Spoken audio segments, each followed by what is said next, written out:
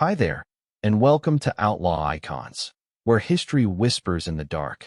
Tonight, drift with us into the shadows of Europe's underworld, where one man built a criminal empire not through gunfire or headlines, but with forged passports, silence, and a mind engineered for global control.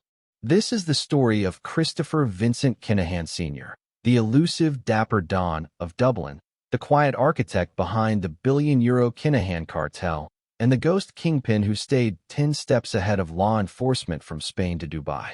But before we disappear into his world, tell us in the comments, where in the world are you listening from? And what time is it there right now? We love watching this quiet little underworld stretch across borders and time zones, from Ireland to India, from dusk till dawn. Now, take a deep breath, let the noise of the day fade away, and follow us into a story of power, passports, and ghosts. This is Outlaw Icons. Your Sleepy Dawn. Chapter 1, Dublin Shadows. The boy who spoke like a banker. The man behind one of Europe's most powerful drug empires once walked the quiet streets of Dublin as a boy, head down, collar straight, hands tucked in his pockets like he had something to hide. He didn't carry a blade. He didn't scream for attention. He studied people, watched how they spoke, how they moved. He wasn't born rich, but he learned early how to wear the skin of someone who was. Years later, a veteran Garda officer would say, "He didn't talk like the fellas we usually picked up. He sounded like a banker, not a gangster." But long before Christy Kinahan earned that reputation, he was just a kid from the North Side, trying to mimic a world that never invited him in. In the early 60s, Dublin was gray and tight-lipped, recovering from post-war scarcity. Christy was born in March of 1957 into a modest, working-class household. His father worked hard, his mother kept things steady, but the walls were thin, and ambition had to whisper. Still, there was a strange light in that boy's eyes, an alertness that didn't match the quiet street he grew up on. He wasn't loud, didn't cause trouble in school, but teachers noticed something odd. He listened more than he spoke, and when he did speak, it was like he was practicing a part. Christy didn't play football much. He stayed indoors, read books, anything he could get his hands on. Finance papers, legal jargon, novels set in London or New York, filled with sharp suits and sharper minds. He started mimicking the accents in front of the mirror, Dublin one moment, Mayfair the next. His mother thought it was strange, but harmless. But that voice, that perfectly polished tone, would one day help him talk his way past customs officers, into boardrooms, out of handcuffs. It was the first disguise in a life full of them. He had a fascination with money, not just having it, but understanding how it moved. He once stole an old receipt book from a local shop, just to copy down the way invoices were structured. His teenage notebooks weren't filled with football scores or doodles. They were filled with balance sheets, pseudonyms, signature practice. In a city where most boys dreamed of escaping by boat or plane, Christy was building blueprints for staying hidden in plain sight. His friends, or the few he let get close, remembered him as calm. Cold sometimes, not unfriendly, but distant, like he was always planning something you'd never be part of. He wasn't the type to throw a punch, but if you crossed him, you'd feel it, days later, in ways you couldn't explain. One boy remembered how Christy got even after being mocked for his clipped, posh accent. He didn't yell. He just reported the kid's older brother for stealing car radios, anonymously. The brother was arrested. Christy never mentioned it, but he watched it unfold from the schoolyard with a look the other boys wouldn't forget. He started small. Petty frauds. Forged signatures on library cards. Fake return slips at local stores. Not to steal, at least not in the way people expected. He was testing systems, pushing their limits, learning where the cracks were, and how to slip through them without making a sound. Dublin, in the 70s, was full of hard men with quick fists and cheap guns. Christy Kinahan was not like them. He wanted the whole chessboard, not just the corner he came from. By the time he was in his late teens, he was already speaking like a middle-aged businessman. He wore second-hand blazers, kept his hair neat, and carried himself like he was owed respect. But respect didn't come easy. Not for someone with no pedigree. No powerful surname, just intelligence and imitation. So he learned to weaponize those. If he couldn't be born into wealth, he'd fake it until it folded into truth. There was a rumor that he once posed as a junior banker to open a fake business account at a downtown branch. Just to see if he could. He used it to launder a few £100s from small-time scams. The account was closed within weeks, but the point wasn't the money. It was the access. He was learning how institutions trusted people who sounded right, looked right, wore the right tie, and he was always watching, always rehearsing. His first arrest didn't come from violence or street crime. It came from a scheme involving altered checks and fake identities. But the guardai who brought him in were puzzled. He wasn't angry. He wasn't nervous. He was polite, cooperative, almost amused. The arresting officer later said, "It was like collaring a young executive. He even thanked me." The charges didn't stick, but his name went into the system, and his legend began to grow, quietly. But for all his cunning, Christy wasn't untouchable. Not yet. In the early 80s, Dublin was shifting. Heroin was flooding in. Lives were being destroyed in alleyways and apartment blocks. The old rules of the street were breaking down, and a new kind of criminal was rising, one who didn't care about community or code. Christy saw opportunity. He wasn't a street dealer, but he had the connections, and he understood logistics. He began moving weight, small at first, then larger, but he stayed behind the scenes, letting others take the risk. He wore the suit, not the tracksuit. In 1986, it caught up to him. Guardai raided a flat and found 130 grams of heroin, worth over £100,000 at the time. Christy was arrested. This time it stuck. He was sentenced to 6 years. Most men would have buckled. Kinahan used the time differently. He went to prison as a mid-level trafficker. He would come out as a strategist, a planner, a ghost in the making. Inside, he kept reading, kept studying. He learned Spanish, then Dutch, then French, languages of commerce, languages of movement. He earned 2 degrees, one in business, the other in logistics. But books weren't the only thing he studied. He watched how contraband moved inside prison walls, who controlled the flows, who gave orders, and who obeyed. He saw how power was passed, not shouted, but signaled, like a nod in a crowded room. He started making connections, not with loudmouth gangsters, but with foreign nationals, Colombians, Moroccans, Dutchmen, men with access, men who moved product across oceans. And Kinahan didn't come to them like a desperate Irish crook. He came to them like a businessman. He spoke their language. He understood supply and demand. And above all, he listened. By the time his release came in the early 90s, he was already planning his exit from street-level crime. Dublin was too small, too hot, too obvious. He wanted something bigger, more permanent. He once told another inmate, "I don't want to be a gangster. I want to be an institution." And so, when the prison gates opened, Christy didn't go home. He disappeared. To Amsterdam. To the heart of Europe's booming ecstasy trade, where his name meant nothing and his mind meant everything. But Dublin hadn't forgotten him, nor had the police. They knew he was no longer a local nuisance. He was becoming something else, something harder to catch, harder to define. Not a thug, not a kingpin, something quieter, slower, a cold wind slipping through cracks in the walls. They would come to call him the ghost. And in time, the world would learn why. But for now, Christy Kinahan stood at the edge of his old life. A boy from the shadows, walking into a storm of his own design. And the storm was only just beginning. Chapter 2, Fraud, Fixes and Forgery. Kinahan's first grift. It started with a signature. Not a gun, not a threat, just a name, perfectly copied, on a stolen check. It was the quiet kind of crime.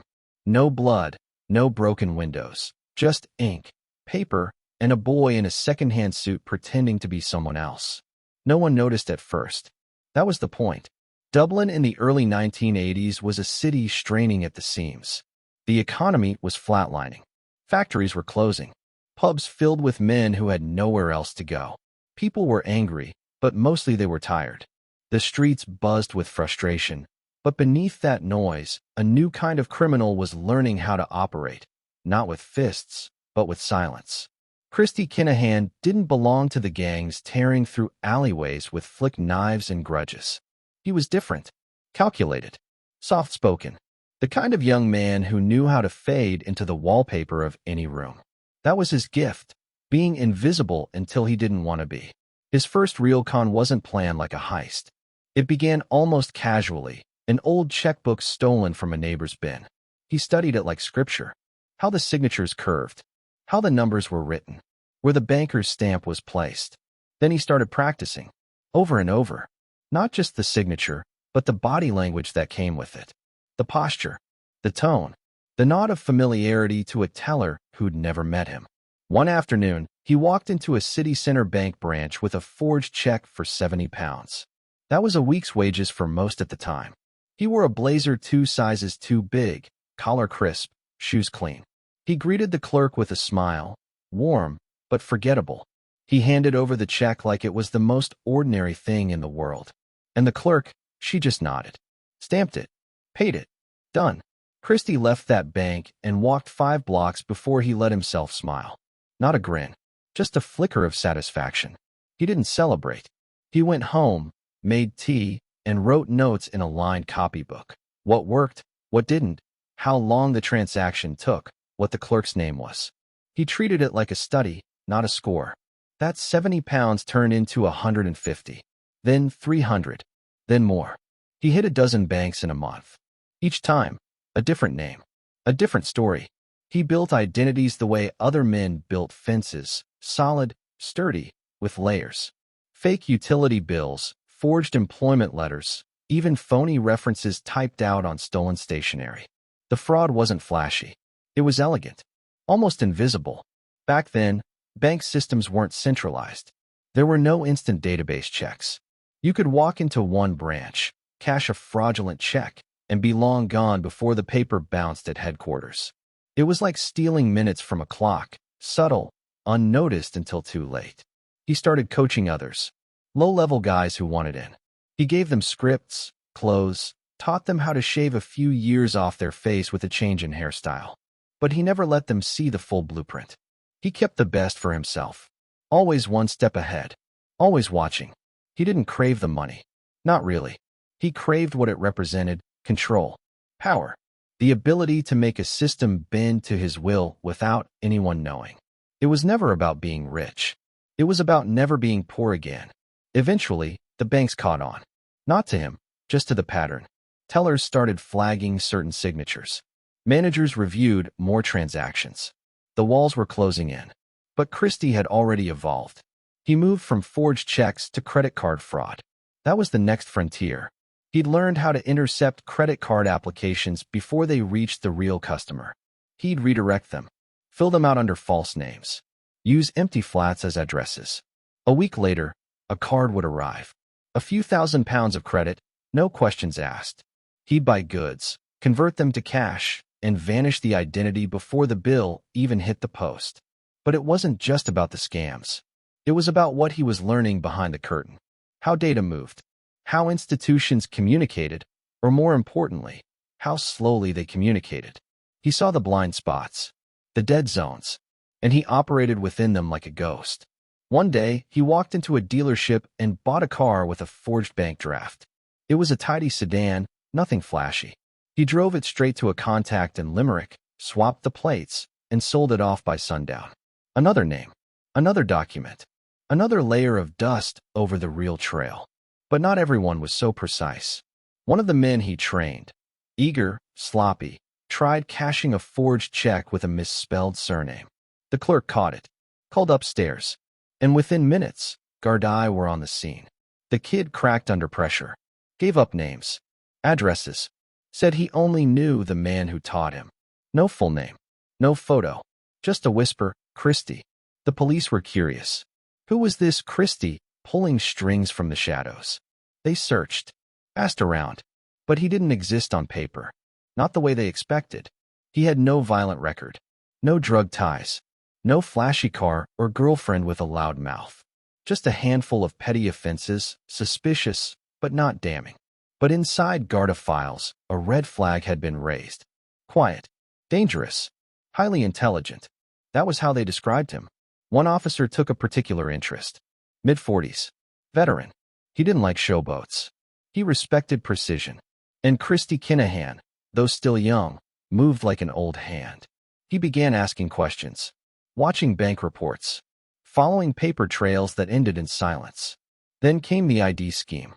Christy had figured out how to replicate Irish driver's licenses using a blend of photo manipulation, laminates, and bribes. Not fakes, duplicates. Stolen identities of real people with just enough alteration to make them untraceable for a few months. He sold them to foreign nationals, low-level smugglers, even one corrupt civil servant. Each sale netted him more than any single forged check ever had. But it also raised the stakes. He kept moving addresses, kept his circle tight, never stayed in one place more than a week. He used payphones, never signed leases, paid cash for everything. And above all, he never boasted. The money came slow and steady. A few thousand here, $5,000 there. Enough to live comfortably, but below the radar. He bought suits tailored to fit, carried a briefcase, moved through the city like a junior executive with a permanent lunch meeting. No one noticed the shadow he left behind. But behind the curtain, things were shifting. The country was changing. Heroin was starting to poison entire neighborhoods. Small-time dealers were becoming overnight millionaires. Flashy, loud, bloody. Christy didn't envy them, but he watched. Not the drugs, the infrastructure, the pipelines, how the product moved, who facilitated it, which port inspectors could be bought, which ones couldn't. He wasn't interested in heroin. Not yet. But he saw how lucrative it could be. And unlike the hotheads flooding the streets, he had something they didn't. Discipline. A mind built for systems. And a Rolodex of corruptible contacts already in place. One afternoon, he sat in a dim cafe near St. Stephen's Green with a Dutch man he'd met through a forgery connection. The man spoke in clipped, precise English. He talked about product coming from Rotterdam. About opportunities. About people willing to pay good money for someone who could keep things smooth, silent, and out of sight. Christy didn't say yes. He didn't say no. He just listened, stirred his tea, and smiled. A week later, he withdrew nearly all the money he had, bought a flight to Amsterdam, and vanished. When the Gardaí raided his last known flat, they found almost nothing. A few books, a locked file box with no key, one slip of paper tucked behind the wardrobe, listing 3 names and 2 phone numbers. One was disconnected. The other belonged to a payphone in Rotterdam. That's when they knew he was gone. Not hiding, evolving. Fraud had been his training ground. Forgery, his apprenticeship. But something bigger was calling. And for the first time, he wasn't just escaping Ireland. He was escaping obscurity and stepping into the world he'd studied for so long. A world where mistakes were punished with silence and success left no fingerprints.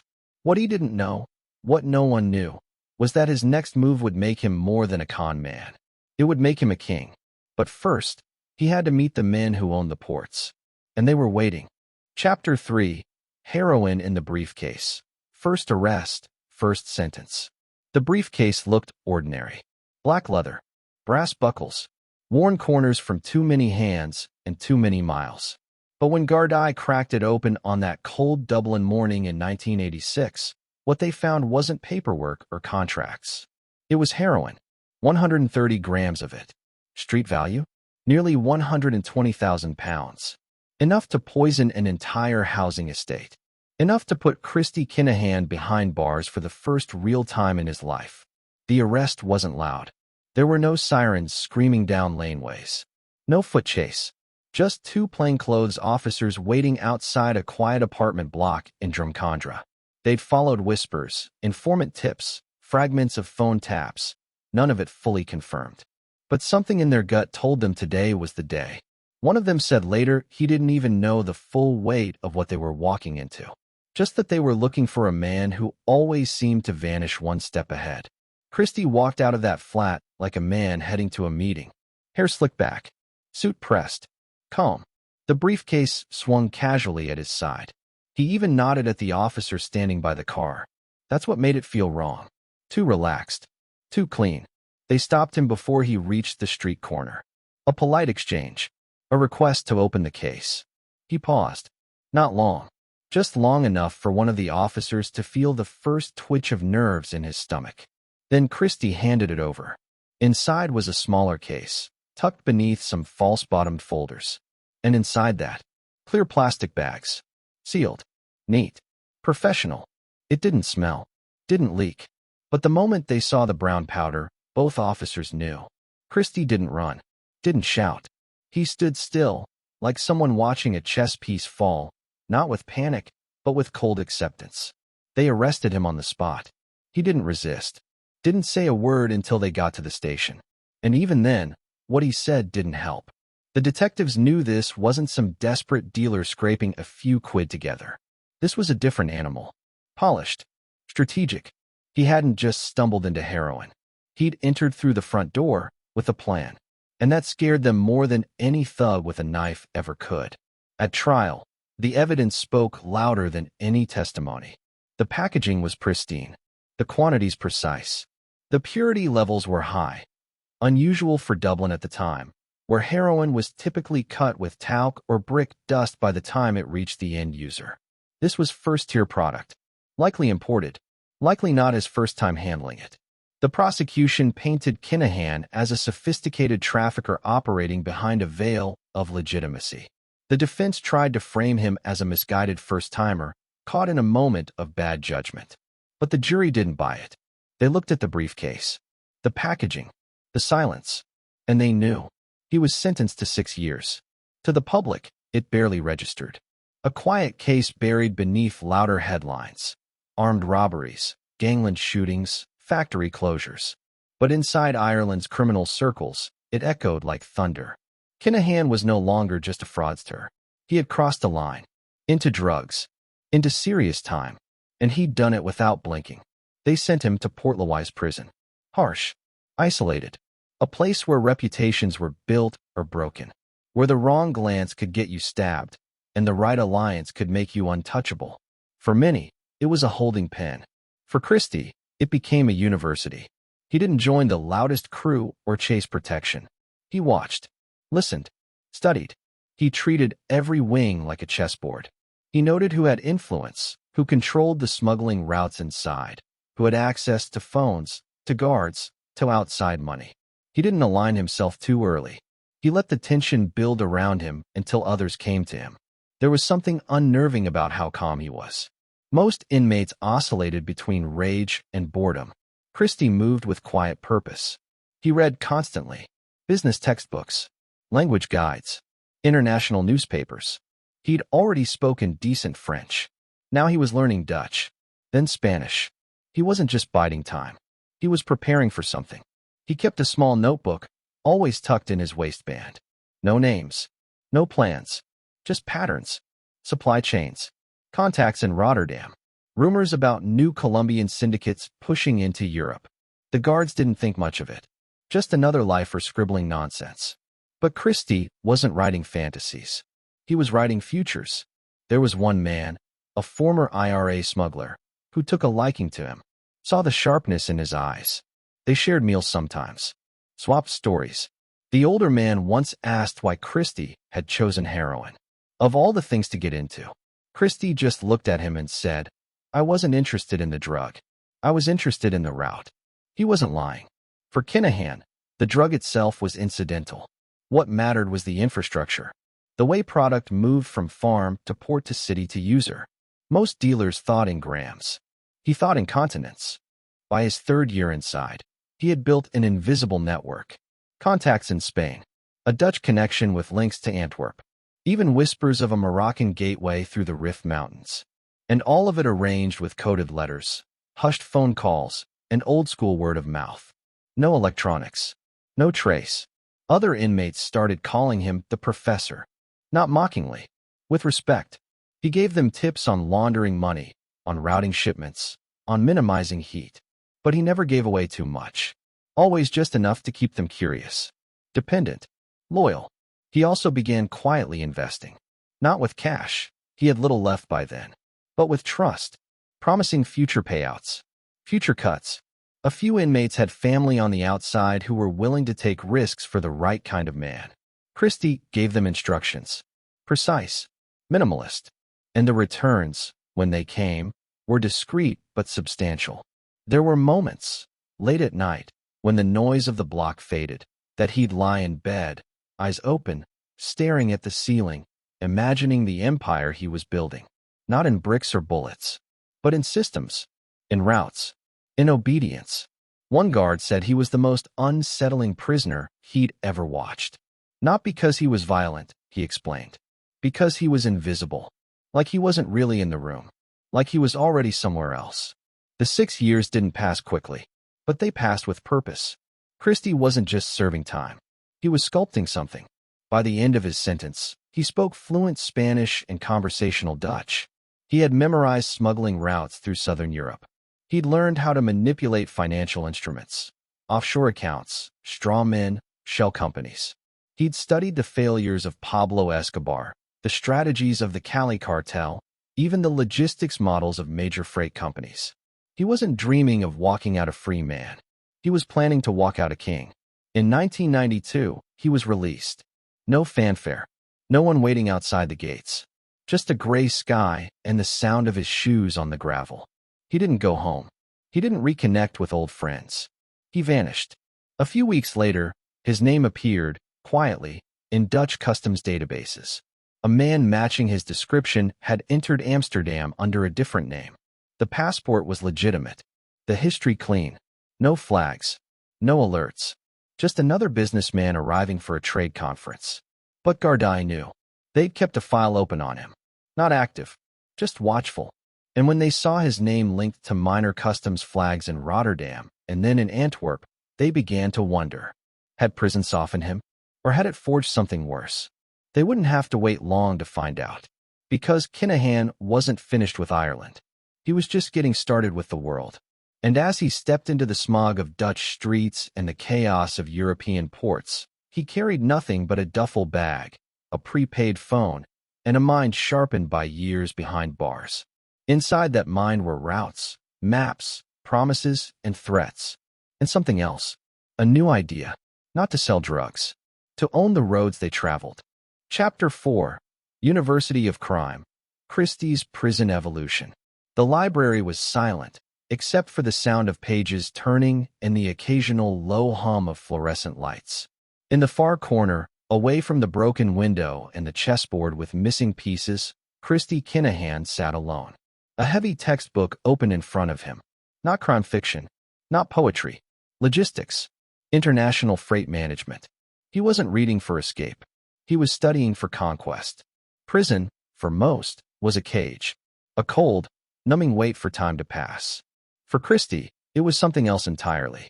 It was a classroom. A monastery. A forge. He walked into Port-Louise in his 20s, lean, polite, and calculating. He would leave with degrees, fluency in multiple languages, and the blueprint for a transnational criminal empire. All drafted behind bars. All written in the silence of isolation. The moment his cell door closed on that first night, Christy did something most men don't. He smiled. Not a wide, smug grin, but something small. Focused. He wasn't broken. He wasn't panicking. He was adjusting. Already thinking 3 steps ahead. Already laying bricks beneath his own shadow. The Irish prison system in the late 1980s wasn't built for reform. It was built for containment. Iron gates, stone walls, and a social order dictated by force. Most inmates split into tribes, Republicans, Loyalists, gangsters, and drifters. But Kinahan didn't fall into any of them. He was a ghost even inside the yard. He didn't shout, didn't posture. He stayed quiet, like he was observing from a level above the chaos. He began requesting books almost immediately. Not just novels. Academic texts. Business. Banking. Languages. Customs law. The guards laughed at first. Called him the banker. Then they started calling him the professor. But behind that mockery was discomfort. Because he wasn't just trying to pass the time. He was sharpening a knife. The prison offered limited education programs, rarely used, poorly funded. But Christy squeezed every ounce from them. Enrolled in correspondence courses. Applied for outside approval. Petitioned for resources. While others bartered cigarettes and lifted weights, he mapped out economic systems and read about international shipping routes. One guard recalled how, over time, the laughter faded. It was replaced by something colder. A kind of respect. Even fear. Because Kinahan didn't just seem smarter than the others. He seemed like he didn't belong there at all. But he did belong, just not in the way anyone expected. He knew the drug trade would always be brutal, bloody, chaotic. But he also knew that chaos could be managed if the right systems were in place. If the right people moved the right product through the right ports. He wasn't interested in being a street boss. He wanted to be the architect, the man who never touched the drugs but owned the roads they traveled. That meant understanding the world far beyond Dublin's alleyways. So he learned Spanish. Not just basic phrases, but fluency. The kind that allowed him to read legal contracts, shipping invoices, and Colombian street slang. He picked up Dutch next, then French. He said it was about respect, knowing how to speak to people in their language. But it was more than that. It was about access. Because the more languages he spoke, the more secrets he could hear. He kept notes, but not in English, not in any one language. His notebooks were coded hybrids, part Dutch, part French, sprinkled with abbreviations only he understood. If anyone else looked inside, it would seem like the ravings of a madman. But to Christy, it was a living map. Some of the inmates mocked his routines. Others watched closely. A few approached him, asked questions, tried to get close. But he never let anyone in too deep. He offered advice now and then on how to open offshore accounts, how to build a false paper trail, but always in fragments. Just enough to show his value, never enough to give away the whole design. He wasn't building soldiers. He was building leverage. Every alliance was transactional. Every favor banked for the future. One man, a former smuggler with Moroccan ties, once asked him why he bothered with all the studying. Christy looked up from his book and said, "Because by the time I leave here, I'll know more about global trade than the people who run it." It wasn't arrogance. It was prophecy. He earned a degree in business studies through correspondence, then another in logistics. It took years, late nights, endless paperwork. But every certificate was a weapon. Proof that he wasn't just smarter than the average inmate. He was smarter than the average executive. By year 4, something began to shift. He stopped reacting to prison, started shaping it. He had quiet influence over guards, over inmates. Not through threats, but through calm. He helped one officer secure a low-interest loan by rewriting his application. Gave another inmate's sister advice on how to hide money transfers. Small favors, soft power, but it added up. Even the prison staff began to take notice. One senior officer, long retired now, said in an interview, "It wasn't what he said. It was how he looked at you. Like he already knew the ending." The thing is, he did. He was building it. Brick by brick. Page by page. He kept a mental list of names. Men with access to boats. Men with friends in customs. Men who owed him. He studied supply chains, from Bogota to Brussels. Not just how drugs were moved, but how bananas were imported. How coffee was labeled. He wasn't thinking like a criminal anymore. He was thinking like a CEO. The difference was, his product would be heroin, cocaine, and later, guns. And the boardroom? Any port in the world with a gap in its fence. Still, even geniuses slip. There was one incident, a letter intercepted by prison staff. It was written in poor Spanish, addressed to a woman in Malaga. Inside were references to shipments, dates, and bank codes. Nothing explicit, but suggestive enough. They questioned him. He denied everything. Said it was coursework. A practice essay. They had no proof. But the warning was clear. He was being watched. After that, he tightened everything. No more written plans. No more letters with patterns. He moved everything into memory. His mind became the vault. 6 years passed like slow thunder. The world outside moved on. Dublin changed. Cartels grew bolder. Cocaine started replacing heroin. The rules of the game were shifting. But Christy wasn't worried. Because while others were reacting to headlines, he was preparing for a market that didn't exist yet. He didn't just want a crew. He wanted a structure. Modular. Scalable. Resilient. A cartel, yes, but one that looked like a consulting firm. That used encrypted phones. Fake companies. Real passports. Layers of deniability. A machine with no fingerprints. He wasn't planning a return. He was planning an evolution. On the final night of his sentence, he sat in his cell, back against the wall, and wrote a single word on the inside cover of his logistics textbook: ready. It was the only thing he'd written in English in months. The next morning, they handed him back his clothes, a small envelope of money, and the key to a future only he could see. He didn't look back, didn't hug anyone, didn't smile. He just walked out. One man among dozens released that month. Faceless, quiet, but something left with him. Something built in silence, in ink and codes and languages most guards never heard. Something that would, within a decade, shape the face of organized crime in Europe. No one saw it happen. No one stopped him, because they didn't understand what they were looking at. To them, he was just another con with a head full of nonsense.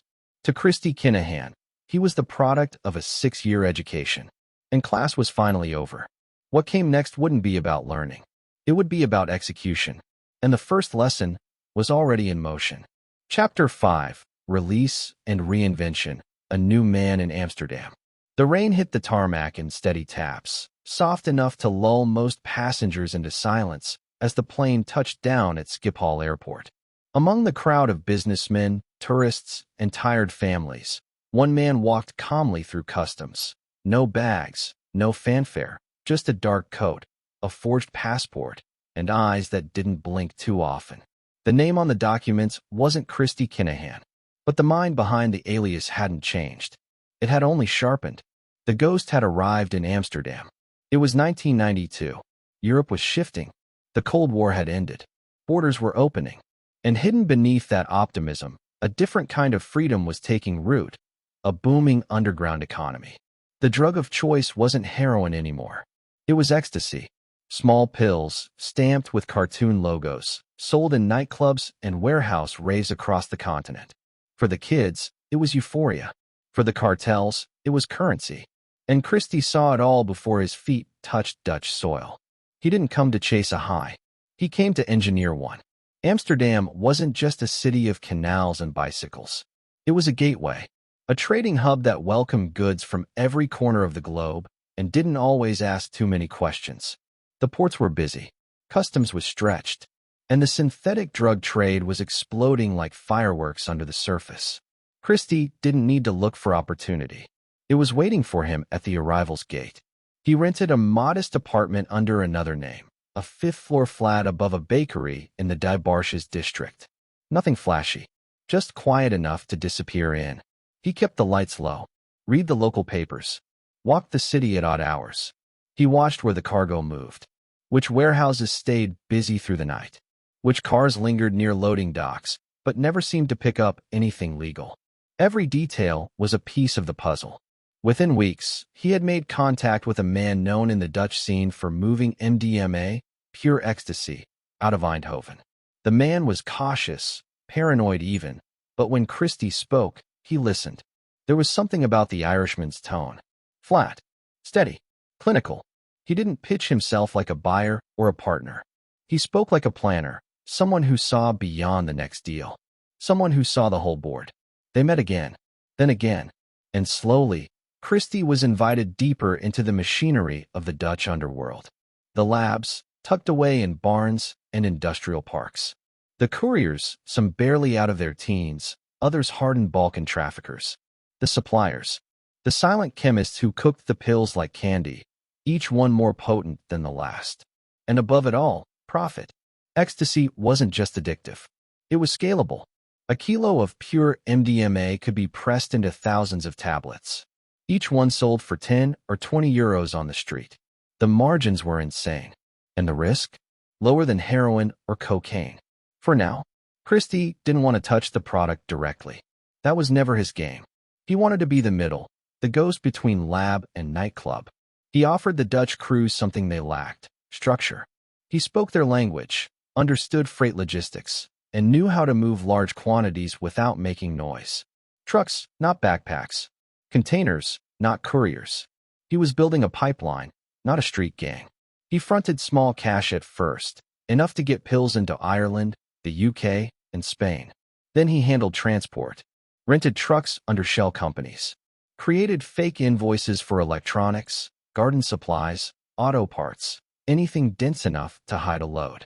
If customs opened the back and saw boxes, they'd move on. The pills were always inside, hidden within sealed electronics, wrapped in foil, even frozen inside blocks of ice packed in fish crates. It worked.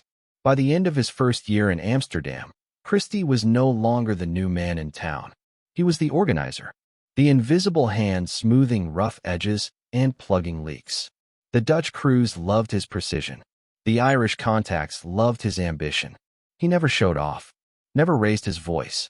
But behind the scenes, he was building something vast. He set up shell companies in Luxembourg and Liechtenstein. Names that meant nothing, addresses that went nowhere. But they gave him the ability to launder profits cleanly, funneling drug money through fake consulting firms and export companies. The paper trails were tidy, the bank accounts offshore. To the casual observer, Christy Kinahan was a businessman with interests in logistics and property development. But the real business was moving faster than any portfolio. Nightclubs across Europe were swimming in ecstasy. Raves in Berlin, beach parties in Ibiza, underground scenes in London and Dublin and Paris. Christie's pills were in all of them. Not directly, not in his name, but through layers. Each deal passed through a web. Couriers who didn't know the chemists, drivers who never saw the cash, buyers who couldn't describe the seller. If one piece fell, the rest kept moving. He built it like a machine. But even machines need fuel. Christy began recruiting again, men he could trust. Some Irish, some Eastern European, some pulled from prison contacts. He didn't need thugs. He needed thinkers. People who understood timing, paperwork, risk management. He gave them cover stories, training, travel funds. But most of all, he gave them rules. No drugs in your own home. No violence unless necessary. No loose talk. He didn't want loyalty through fear. He wanted loyalty through understanding. He treated his lieutenants like employees. Bonuses, incentives, respect. But if someone crossed him, it wasn't loud. It was surgical. A quiet cut. A name erased. A route rerouted. He started moving between cities. Amsterdam, Brussels, Paris, London. Not often. Not predictably. He used prepaid phones, multiple passports, safe houses across Europe. Always alone. Always with a plan. He never drank in public. Never stayed anywhere more than a few nights. But even ghosts leave shadows. Irish authorities began hearing his name again. This time linked to shipments seized in Dublin and Cork. Sealed boxes filled with tablets. Not his name, but his style. The same precision. The same ghost fingerprints. They didn't have proof. Just whispers. Patterns. One Irish detective called him the man behind the fog. No sightings. No calls traced. Just consequences. And still, Christy kept moving. He invested in properties, small ones, scattered across Ireland and Spain. Laundering profits. Building a legal front. When questioned, he'd say he was a consultant for international logistics. Technically, it wasn't a lie. He kept reading, learning, watching. He knew ecstasy wouldn't last forever. Fashions change. Markets collapse. But for now, it was working. The pills were clean. The demand constant.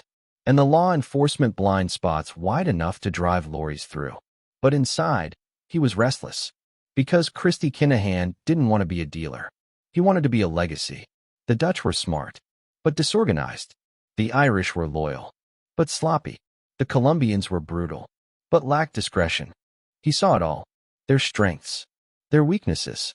And he knew what had to come next. He couldn't just be a ghost in someone else's system. He had to build his own. One that stretched from lab to port to street. One where he didn't have to trust outsiders. One with his name nowhere on the books, but his hand on every switch. He wasn't there yet, but he was close. And as the sun set over Amsterdam's canals, and the music pulsed through underground clubs filled with young faces and reckless hearts, Christy Kinahan sat in a windowless room, staring at a map. Not of Amsterdam, of Europe. The next chapter of his empire was being drafted, not in ink, but in silence. Chapter 6, Family Business, Recruiting Daniel and Christopher Jr. The photograph looked innocent. A father and his two sons standing by the water in Marbella. Smiles caught in a freeze frame of sunlight and sea breeze. But if you looked closer, if you really studied the shadows in their eyes and the way their bodies were angled, you'd notice it wasn't just a family photo. It was a portrait of succession. Because by the time that picture was taken, Christy Kinahan wasn't just building an empire. He was building heirs. He didn't push them into it. He invited them. It started slowly, almost invisibly. Quiet phone calls, weekend trips, long, silent car rides through the hills of southern Spain. Christy was never the kind of father who barked orders or doled out affection in bursts. He led by gravity, calm, steady, unreadable. The kind of man whose approval you earned through silence and precision, not sentiment. Daniel was the first to step forward. Athletic, ambitious, sharp enough to read the room, but blunt enough to intimidate it. He idolized his father, but never said it out loud. Instead, he watched how Christy moved, how he spoke softly and made others lean in, how he read people like newspapers. Daniel didn't want to be a soldier. He wanted to be what his father was, calculated, untouchable, feared from a distance. Christopher Jr. was quieter, more cerebral. If Daniel was the muscle in a tailored suit, Christopher Jr. was the wire behind the walls. He was cautious, deliberate, less interested in confrontation and more fascinated by systems. Currency flows, safe routes, online encryption. He didn't crave power. He craved control. Christy knew who they were becoming before they did. He had raised them like a chess master raises protégés, never revealing the full game, only teaching them the movements piece by piece. First, the basics. How to spot a tail. How to speak without speaking. How to listen, really listen, to what wasn't being said. Then came the mechanics. The front businesses. The shell corporations. The money flows disguised as legal transactions. But the most important lesson wasn't about crime. It was about patience. He drilled it into them in whispers and looks. The world rewarded the loud for a moment, then forgot them. But the quiet ones, the planners, they lasted. The first real test came in Spain. A logistics issue had surfaced, a delay at the port of Algeciras. A shipping container flagged by customs.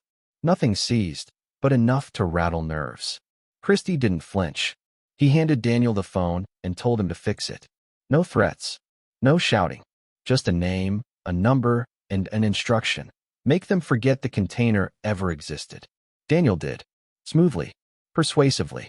By the time he hung up, the hold had been lifted and the container rerouted. Christy nodded once. That was all the praise Daniel needed. From that point on, the boys weren't just watching. They were in. Quietly at first. Daniel attended meetings, sat in on phone calls.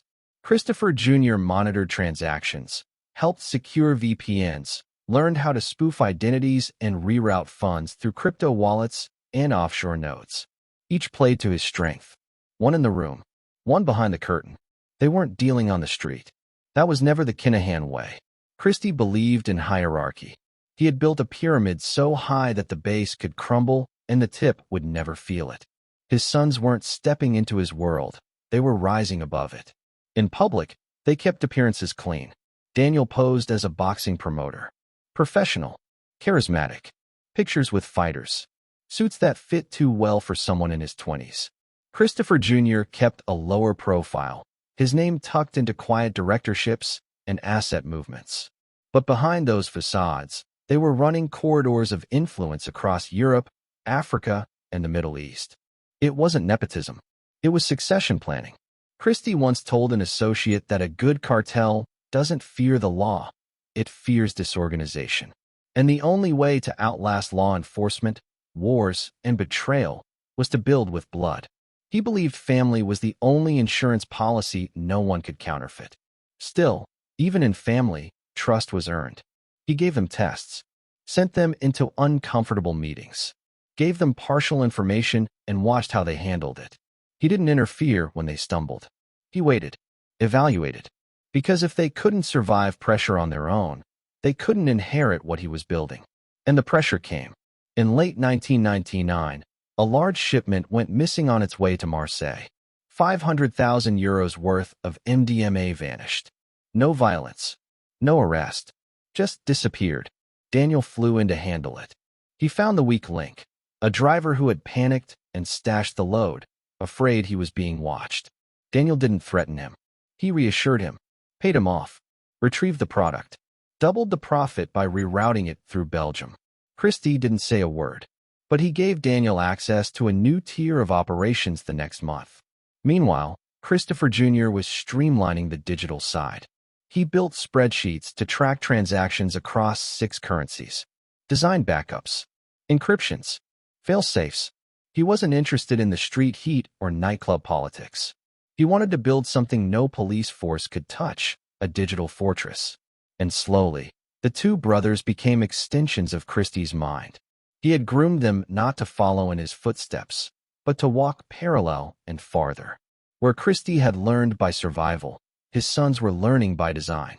Still, there were moments, late nights, alone, when Daniel questioned if his father loved him or just respected him.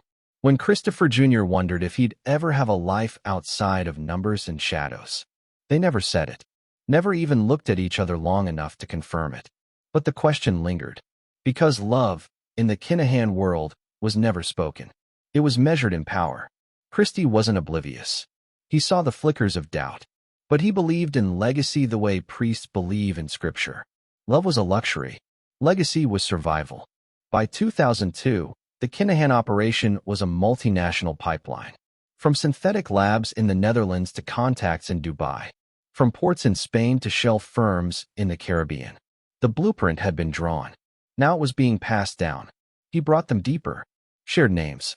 Shared maps. Shared risks. But with that came pressure. Surveillance increased. Wiretaps caught fragments. Authorities in Ireland and Spain began connecting dots. Not enough to charge, but enough to worry. And worry, in Christie's world, was a trigger for action. He moved operations further offshore, relocated cash hubs, rewired communications. He handed Daniel new protocols, gave Christopher Jr. an encrypted server buried behind layers of proxies. The message was clear: you're not the future anymore. You are the present.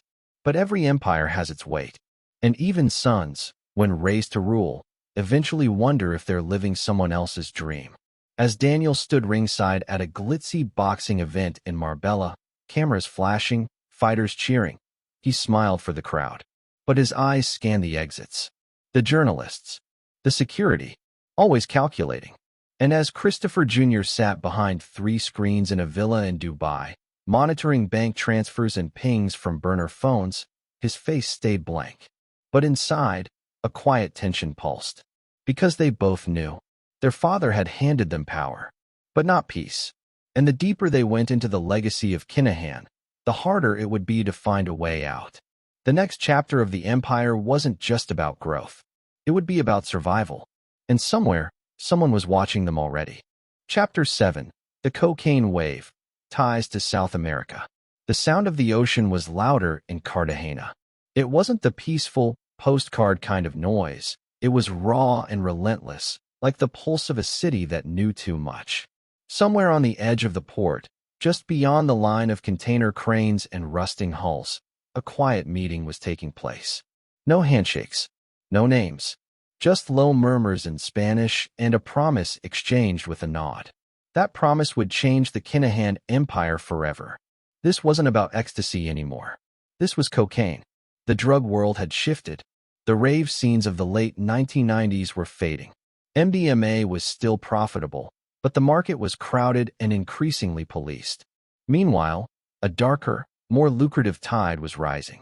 Cocaine had always been the prize, but it required scale, infrastructure, and, most of all, connections in South America. Christy Kinahan was ready for all 3. It began with a whisper.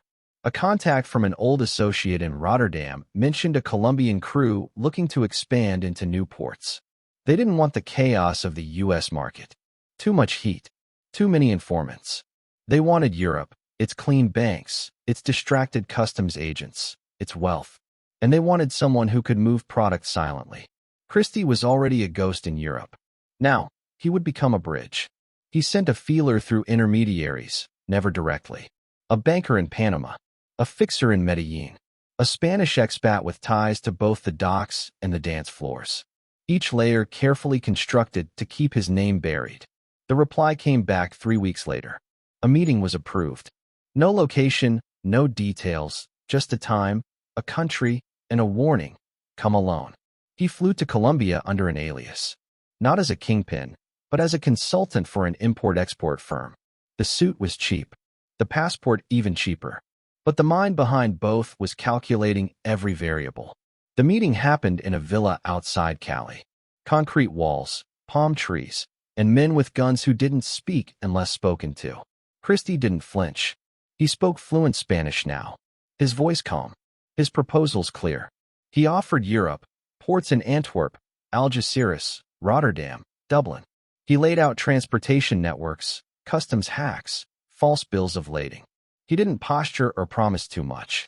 He simply described a machine that already existed and how their product could disappear into it like smoke. The Colombians were cautious, but impressed. A test was arranged. 50 kilos, hidden inside a shipment of Colombian bananas headed for southern Spain. Christy handled the route, the customs paperwork, and the handoff. Everything moved without a hitch. The container cleared. The product landed. The profit tripled. And just like that, the real game began. Cocaine changed everything. Ecstasy was a niche market. Cocaine was a currency, a drug that moved through all classes, from models in Monaco to tradesmen in Manchester. The profit margins were brutal. A kilo bought for a few €1,000 in Colombia could sell for over 30,000 in Dublin. Multiply that by the dozens, then by the hundreds. But with the money came danger. Cocaine invited greed, violence, and federal attention like moths to flame. Christy knew that, so he adjusted.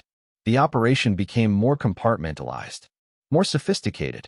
He diversified shipping methods, containers, yachts, even private planes. Some routes used mules. Others used hollowed-out equipment and chemically disguised powder. One method was especially bold. Liquid cocaine sealed inside industrial drums of oil. It looked like shipping waste. But it wasn't waste. It was profit, waiting to be refined and flipped. He also built more layers. Shell companies in Panama and Cyprus, trusts in the British Virgin Islands, property deals in Dubai and Malaga. The money no longer had a trail. It had a maze. He brought Daniel deeper into the cocaine side. Not just logistics, but relationships, negotiations, tactical risk assessments. Daniel took to it quickly. He was fluent in dominance. He didn't need his father's quiet genius. He had charisma and instinct.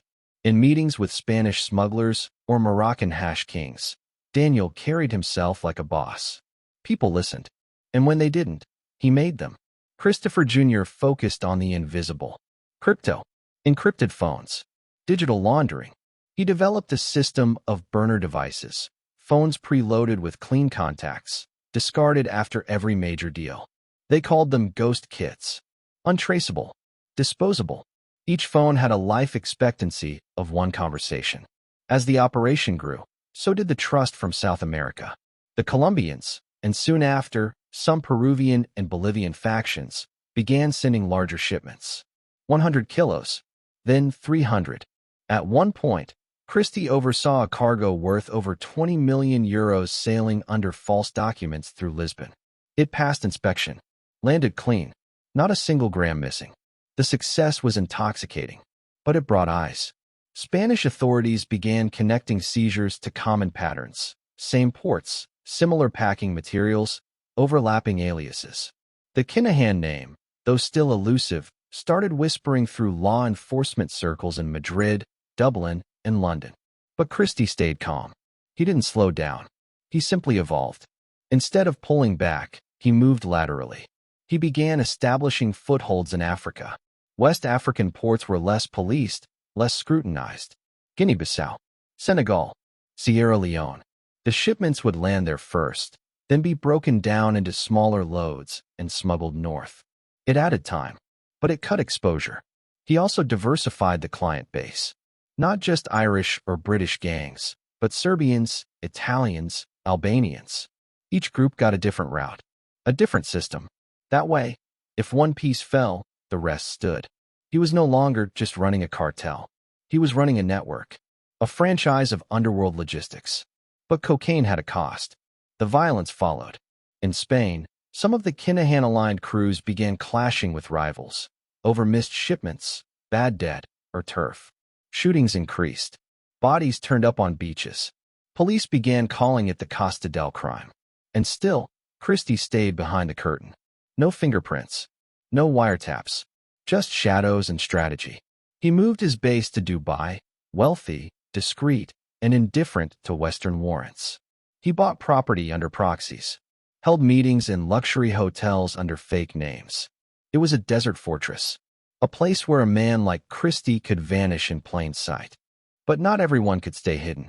One of their European drivers flipped after a seizure in France. His statements were vague, nervous, but enough to trigger further surveillance. Emails traced, warehouses monitored. The edges of the empire were beginning to fray. Still, the cocaine wave didn't stop. At its peak, Christie's network was moving multiple tons of cocaine into Europe every year. The profit was astronomical. The laundering, intricate. The reputation, untouchable. To those inside the trade, he wasn't just a smuggler anymore. He was a phantom godfather, a man who never shouted, never showed his face, but whose decisions moved millions and shaped wars between rival gangs. And as the drugs kept flowing and the bodies began stacking, one question began to echo across the underworld and law enforcement alike. How do you stop a ghost? That answer remained buried in encrypted files, sealed docs, and the silence of those too afraid to speak. But whispers were growing louder. And somewhere, behind a desk in Dublin, an officer stared at a map of Europe and South America, with red pins connecting ports, names, and shadows. The hunt had begun, and the ghost was watching. Chapter 8, Money Laundering 101, The Corporate Veil. The signature was flawless. Not Christie's, of course. He never left his on anything real. But the name printed at the bottom of the form belonged to a man who didn't exist. A managing director of a seafood export company based out of Brussels. The company had never shipped a single fish. Its warehouse address led to an empty lot. Yet it had moved over 6 million euros across Europe's banking system. Clean, unquestioned, invisible. It was one of dozens. In the underworld, moving cocaine was one thing. Making the money clean was another. Dirty cash was a liability. A flashing beacon that led cops from stash houses to street-level runners. But if you could wash that money, turn it from shadowy bills into corporate revenue, then you were no longer a criminal. You were a businessman. Christy Kinahan didn't just master that transformation. He industrialized it. He had learned the basics during his first prison stint. But what he built in the years after was more than a method. It was a philosophy. He didn't see laundering as a side job. It was the nervous system of his empire. Every deal, every route, every bribe, it all fed back into a web of ghost companies, fake consultants, and banks that never asked the wrong questions. The first step was simple. You create a company. On paper, it's clean. You register it in Luxembourg or Liechtenstein or the Isle of Man, places where disclosure laws were more suggestion than requirement. You name it something forgettable, something safe. Westfield Holdings. Global Freight Solutions. You list fake directors, usually Eastern European proxies, or dead men whose identities had been scraped and reanimated through false paperwork. Then you open a bank account. The bank doesn't see a criminal. It sees a European company with tax documents, a modest lease agreement, and predictable cash flow. And once that account is open, you can begin the magic trick. You start moving dirty money through it. Drug profits, cash collected in Dublin or Marbella or Antwerp, gets smuggled in bulk to central hubs. Sometimes it's hidden in car panels. Sometimes vacuum sealed and shipped in hollowed-out furniture. Once it arrives, it gets deposited in small amounts through front businesses, car washes, cafes, nightclubs. Then those deposits get transferred to the shell company. The fake seafood exporter now has income. And income means legitimacy. Christy scaled this process. He built layers. Companies that sold to each other. Importers that bought from exporters. He invented paper trails that wound through 3 or 4 jurisdictions before looping back to a single account in Dubai. On paper, it was just international trade. In reality, it was cocaine money, washed, pressed, and folded into legitimacy. He employed accountants, not criminals in tracksuits, but former professionals, men with degrees, suits, and the kind of smiles that went unnoticed in lobbies of private banks. They crafted invoices, arranged tax filings, and held board meetings with empty chairs. They were paid well, and they knew better than to ask about the products they were shipping. Some companies sold hardwood flooring. Others traded copper coils. One company in Prague specialized in ink cartridges. Christy never cared what the front was, only that it could explain large volumes of money without raising suspicion. Then came real estate. He began acquiring property, dozens of apartments in southern Spain, office units in central London, villas in Dubai.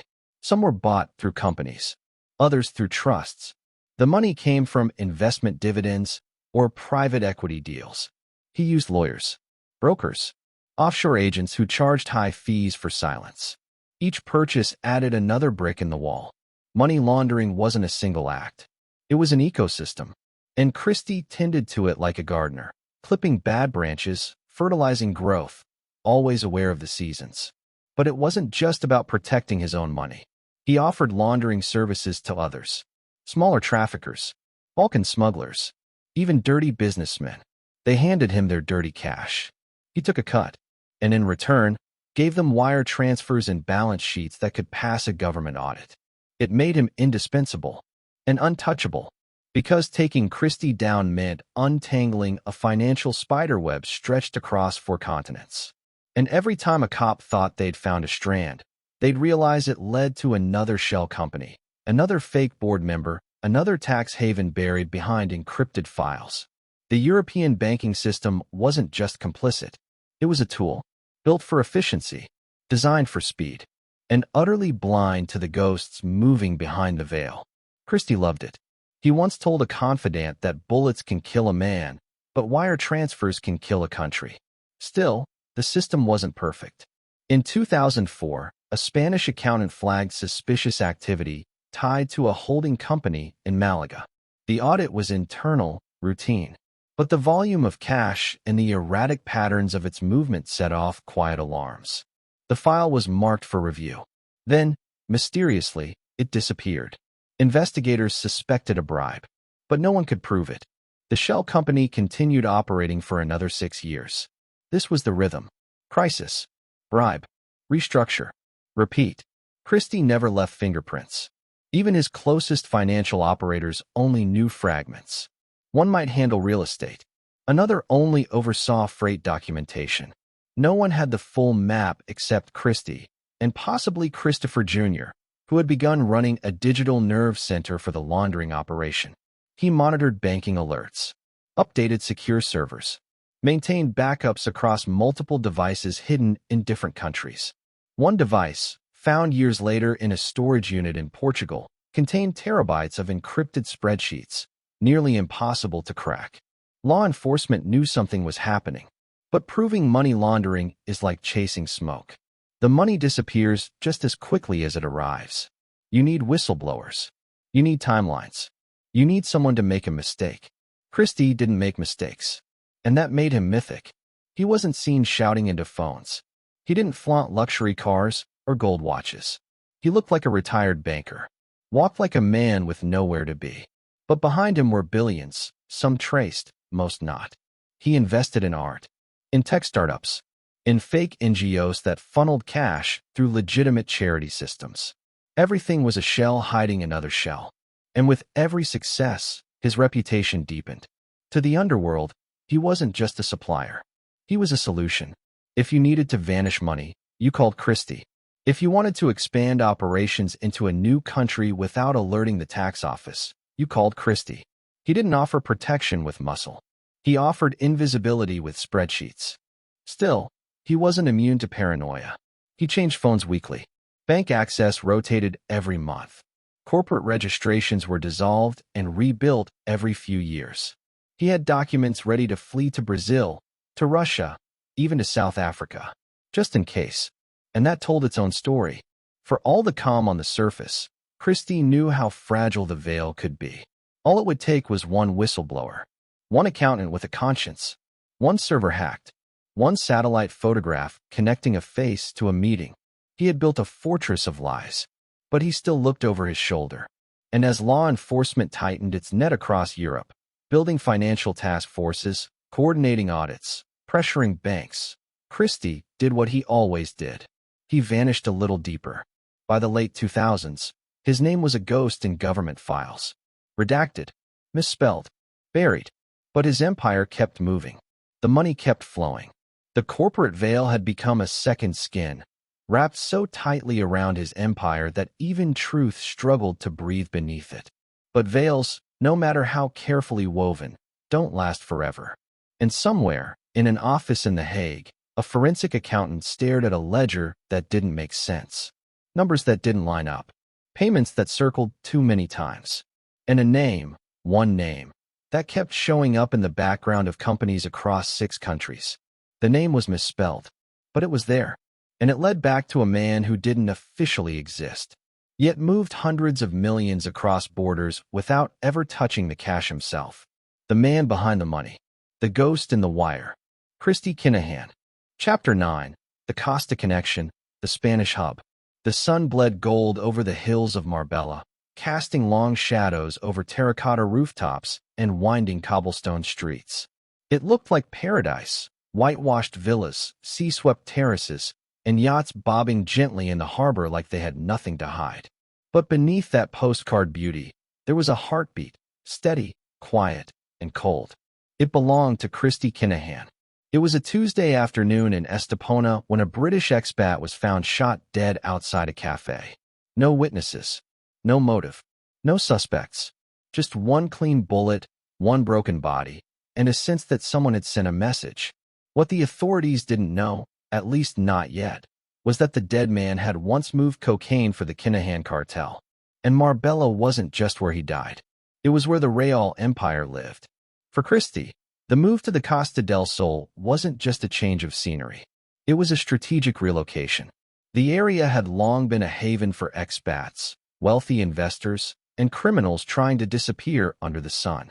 Spain's extradition laws were notoriously sluggish. The local police spread thin, and the influx of foreign money meant no one looked too closely at how fortunes were made.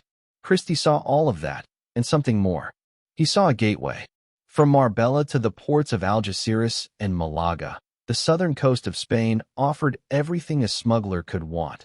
Proximity to Morocco's hash fields, access to European shipping lanes, and an endless supply of foreign names to hide behind. It was like building a fortress in plain sight. He started small. A modest villa under a false name. A few bar fronts. Quiet investments. The kind of things that wouldn't catch attention. Then came the expansion. Car dealerships, boxing gyms, private security firms. Everything legal on paper. But behind the facade, each business was a spoke in a larger wheel. Drug logistics, laundering, communication nodes, and safe houses for runners and middlemen. Marbella became his control center. From a quiet office overlooking the sea, he managed routes stretching from Colombia to Ireland. Containers were tracked by GPS payments funneled through offshore accounts. Christy rarely left the compound. He didn't need to. Everything came to him. His sons followed. Daniel turned Marbella into his playground. Slick, sharp, and magnetic, he played the role of the entrepreneur. He was often seen at boxing matches, luxury bars, and charity events, always smiling, always presentable. But beneath that charm was the muscle, coordinating shipments, enforcing loyalty, and growing his own network within his father's empire. Estepona, just a few kilometers down the coast, became the quieter counterpart. A softer place where the real business happened. Meetings with Dutch suppliers. Quiet sit-downs with Albanian traffickers. Surveillance vans parked on streets where retirees sipped sangria in blissful ignorance. Christy didn't need to hide here. He blended. He made friends in high places, lawyers, realtors, local officials. Sometimes with money, sometimes with subtle threats. Marbella was a city where you could be anyone, so long as you paid your taxes and kept your violence out of view. Christy did both, at least for a while. But the streets weren't quiet forever. As his network expanded, friction grew. Irish gangsters not aligned with Kinahan began making noise in Dublin. Some refused to pay taxes on shipments. Others grew bold, testing boundaries. Christy didn't respond with anger. He responded with removal. One by one, threats disappeared, quietly, surgically. Sometimes in Spain, sometimes far away. But the message always echoed back. Marbella wasn't just a sanctuary. It was a citadel, and the Kinahans were the gatekeepers. They weren't the only ones using the coast, though. British gangs, Dutch syndicates, Moroccan hash smugglers, Russian oligarchs, all of them had a presence along the costa. And while some clashed, many did business. Marbella became a hub, not of chaos, but coordination. A hidden stock exchange of Europe's criminal elite. Christy, true to form, stayed behind the scenes. He wasn't a name in the local papers. He wasn't photographed at galas. He walked the marina like any other aging millionaire, sunglasses on, phone in hand, always a step removed. Even law enforcement, at times, didn't believe he was still in Spain. He moved like smoke, there, but unreachable. But that invisibility couldn't hold forever. In 2008, a seizure at the Algeciras port led investigators to a Marbella warehouse. What they found wasn't just drugs, it was infrastructure, shipping manifests, hidden compartments, financial records encrypted across multiple hard drives. No names, no fingerprints, but everything pointed to one thing. This wasn't just a local crew. This was a multinational operation rooted deep in Costa soil.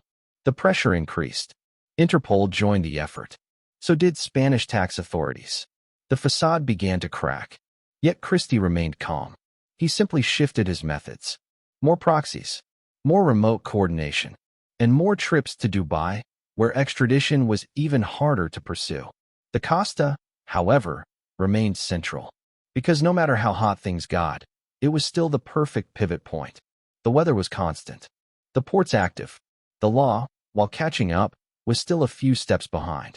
Christy once told a trusted associate that the Costa was like a mask. It didn't matter what was underneath, so long as the world saw what you wanted them to. But masks slip. And in 2015, something did. A shooting in a Marbella bar. A known associate of the Kinahans gunned down in broad daylight. Not a robbery. Not random. This was a message from a rival gang. Retaliation for something unseen. And it shattered the illusion of peace. Suddenly, Marbella wasn't quiet. Spanish press began digging deeper. Irish journalists flew in. Photos emerged. Names were whispered louder. And law enforcement started connecting long, tangled threads. Threads that all seemed to loop back to a soft-spoken Irishman who was always one step out of frame. The Spanish hub was still functioning, but its walls were thinner now. Every phone call was monitored. Every customs slip reviewed. The streets of Marbella were no longer just sunlit boulevards. They were battlegrounds in a silent war. And Christy? He adapted as always. He reduced his footprint, closed accounts, moved meetings to yacht decks and secure online channels. He trusted fewer people, delegated more to Daniel and Christopher Jr., but deep down, he knew something had shifted. The Costa del Sol was no longer a place to hide. It was a place that needed defending. Because with every new headline, every raid, every whisper in the underworld, the question grew louder. Was the Spanish sanctuary still safe? Or was the ghost finally being seen? The answer would come, but not yet. Chapter 10, Guns, Gold and Ghost Accounts. The Hidden Wealth. The vault was underground, behind 2 steel doors and a fingerprint scanner. It sat beneath a nondescript office building on the outskirts of Dubai, a structure with no signage, no windows, and no employees anyone could recall ever seeing. Inside that vault, according to an anonymous informant, were over 50 gold bars, neatly stacked, untraceable. Beside them, 3 handguns wrapped in cloth, a duffel bag of euros, and a ledger with numbers that meant everything to one man. Christy Kinahan never flaunted wealth. He didn't wear designer suits or drive Ferraris through crowded streets. His fortune wasn't about flash. It was about permanence, wealth that couldn't be frozen by a government or traced by a bank. Gold, weapons, cryptocurrency, offshore ledgers written in code. His empire was made of shadows, but his money? It was made of steel. By the late 2000s, Christy wasn't just running a cartel. He was designing a financial blueprint for the modern criminal empire. He understood what few others did. Drugs came and went, but money was the legacy. And money that left a trail could be taken. So he built his world with no trails, just footprints in the sand, always smoothed over before daylight. One of his earliest moves was decentralization. He stopped relying on any one country's banking system. Instead, he opened ghost accounts, financial setups that existed without public names or faces. These weren't standard offshore accounts in the Cayman Islands or Swiss banks with vague privacy laws. These were multi-layered financial ecosystems hidden inside real companies with fake purposes. Take one firm registered in Belize. On paper, it was a textile distributor. In reality, it held the title to a property in the Netherlands and ownership shares in a Moroccan freight company. The revenue it claimed to generate was pure fiction, supported by invoices from other ghost companies, shells laundering money back and forth like a tennis match no one could see. The cash that entered one side came out the other, scrubbed clean. Then there were the trusts. Christy used legal mechanisms meant to protect wealthy families to hide his. He placed assets under multi-tiered trusts, structures that gave legal control to entities instead of people. If anyone came asking who owned the €2.8 million apartment in Marbella, they'd find a Bahamian trust managed by a Liechtenstein holding group controlled by a nominee director who died 10 years ago. The brilliance was in the distance.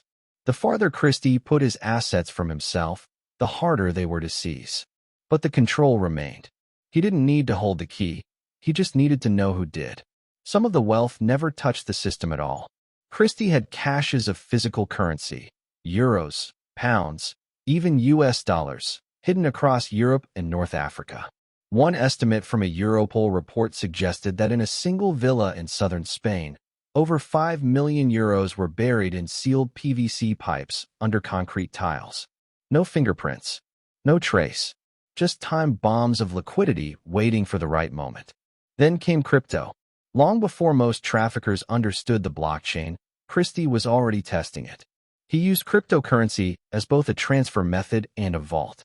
He bought Bitcoin back when it was under $100 a coin, watching as its value soared, quietly turning tens of thousands into millions. But he didn't keep the coins in a simple wallet.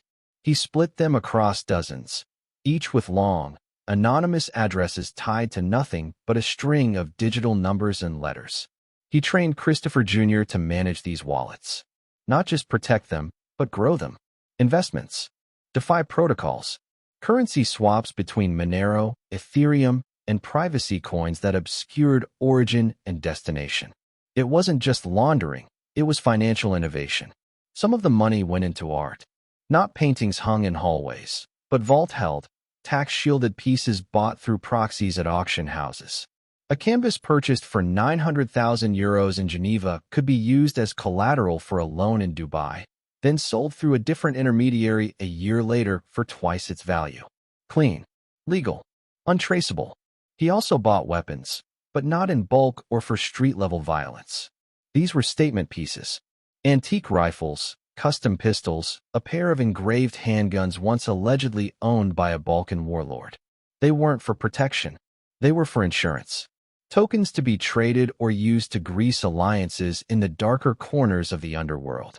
But despite the distance and layers, the wealth created gravity. People were drawn to it. And so were governments. In 2012, a financial analyst at a Spanish bank noticed a transfer of €600,000 to a Panamanian consultancy that didn't exist. It was flagged, reviewed, and quietly shelved. The money continued to flow.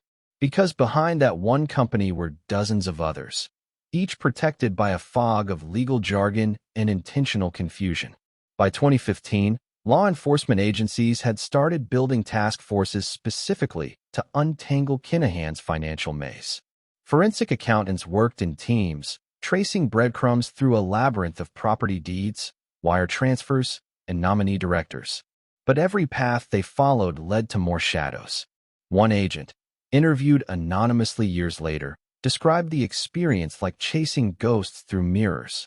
Every time they thought they had a name or account pinned, it would vanish, closed, rerouted, or moved to a jurisdiction outside cooperation treaties. The wealth was everywhere. In yachts docked under shell company names. In nightclubs owned through silent partners. in properties held by offshore family foundations registered in the Cook Islands, even in agricultural land in South America, bought through a chain of holding firms that, on paper, were run by a retired Argentinian farmer. No one could find the center, because Christy Kinahan didn't build a pyramid. He built a web, and at the center of that web was silence. Those who worked closest to him understood the rules. You didn't ask where the money came from. You didn't ask where it went. You followed instructions, executed transfers, and kept your mouth shut. Loyalty was rewarded. Curiosity was punished, softly at first, then permanently. Even within the family, knowledge was partitioned. Daniel handled logistics. Christopher Jr. managed tech and finance. But the full scope, the total number, was known only to Christy. Some said it could be hundreds of millions. Others, billions. The truth was buried beneath 1,000 shell companies, each one a vault locked from the inside. But cracks were forming. In 2018, a series of leaks from a law firm in Malta revealed several companies linked to offshore dealings in Spain and the Netherlands. None were directly connected to Christy, but the patterns, timing, routes, clients, aligned too closely to ignore. Investigators began cross-referencing the names. One matched a holding firm registered in Dubai. Another matched a vehicle import business in Morocco, one long suspected of laundering drug money through fake sales records. The walls were closing in. But Christy didn't panic.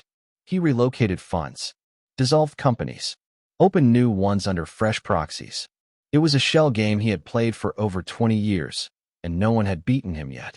The wealth endured, because it wasn't just cash or property. It was power. Christie's money didn't just fund operations.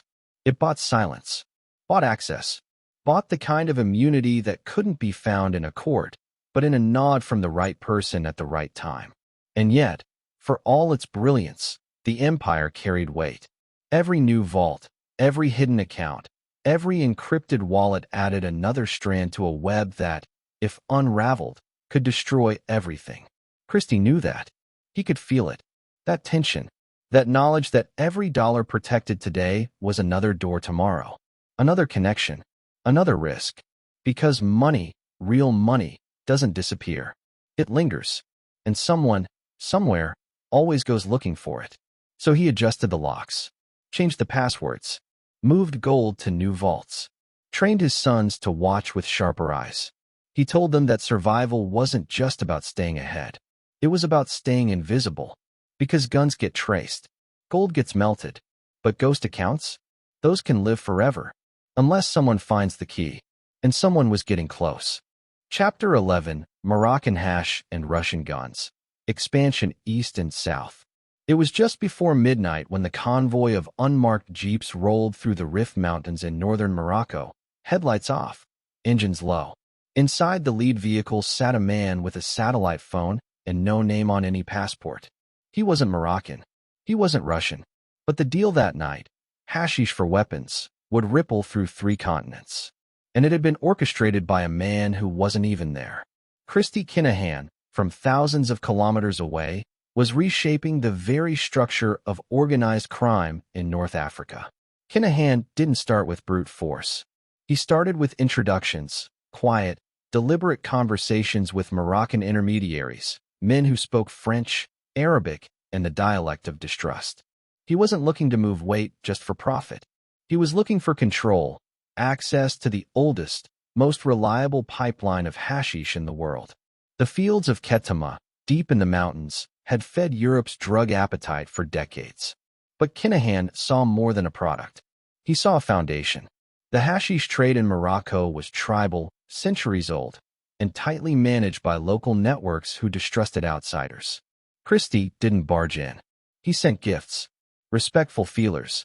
He spoke through third parties fluent in the culture, patient in tone.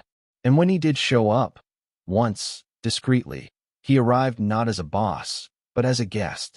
He listened, observed, and let others speak for him. In return for access to the product, he offered something the local producers desperately needed: logistics. He could guarantee distribution to Ireland, the UK, and mainland Europe. He had safe port contacts in Algeciras and Lisbon. He could move hash by truck, boat, or container. And most importantly, he could make the money disappear and return clean. It was a mutually beneficial infection. Kinahan didn't just plug into the Moroccan supply chain. He rewired it. He offered higher rates, faster returns, and lower risk. Within a year, shipments that once moved through chaotic local middlemen were now sailing under tightly managed logistics, labeled as ceramic tiles or olive oil. But hash was only the beginning. North Africa, as Kinahan quickly realized, was a crossroads. To the west lay Morocco's cannabis fields. To the south, the lawless desert highways of the Sahel, routes used for trafficking everything from migrants to gold to automatic rifles. And to the east, the fractured remnants of Soviet-era arms stockpiles, sold off piece by shadow brokers with no allegiance to flags, only currency. It was in these overlapping shadows that Christy found his second opportunity: guns. Not pistols smuggled under floorboards. Military-grade weaponry. Kalashnikovs, RPGs, anti-armor rifles, and crates of ammunition with Cyrillic letters stamped in faded black ink. The Russian connection was less a single dealer and more a constellation of brokers, ex-military, intelligence ghosts, and sanctioned businessmen eager to convert hardware into currency. The fall of the Soviet Union had left arsenals scattered across Eastern Europe and Central Asia, and in the chaos, many weapons disappeared into the black market. By the time Kinahan's network reached out, the infrastructure already existed. He just needed to tap in. The trades were discreet. Guns didn't go to Ireland, not directly. They were stockpiled in Libya, Algeria, even Mali. In exchange, Kinahan facilitated the movement of European luxuries, cars, electronics, and hard cash, into post-conflict zones. It was barter at the highest level, and it made his network invaluable. He wasn't just a buyer. He was a broker, a fixer between worlds that didn't trust each other. He brought the slick logistics of European trafficking to the unpredictable deserts of Africa, and in return, he earned loyalty, or at least reliance. One Moroccan contact described him as the man who never speaks, but who controls the conversation. He rarely traveled to Africa after the initial groundwork was laid. His associates, often British or Dutch, handled on-the-ground operations. But every move, every payment, every new port used, was run through Christie's encrypted channels. With the influx of guns came new responsibilities. Kinahan had to maintain balance. He wasn't arming militias for fun. He was trading for leverage. Some weapons were sold to bolster allied groups. Others kept in storage as insurance. He didn't want chaos. He wanted leverage. Meanwhile, the hashish trade was booming. Bales wrapped in burlap, scented with ammonia to throw off dogs, were moving by the ton. Christie's routes were so secure, other gangs began paying him just to use them. A sort of underworld toll system emerged, controlled access to ports, customs agents, and warehouses that never officially existed. At the same time, his expansion into the Sahel brought him into contact with other criminal enterprises, human traffickers, counterfeit currency networks, and smuggling rings dealing in everything from ivory to stolen oil.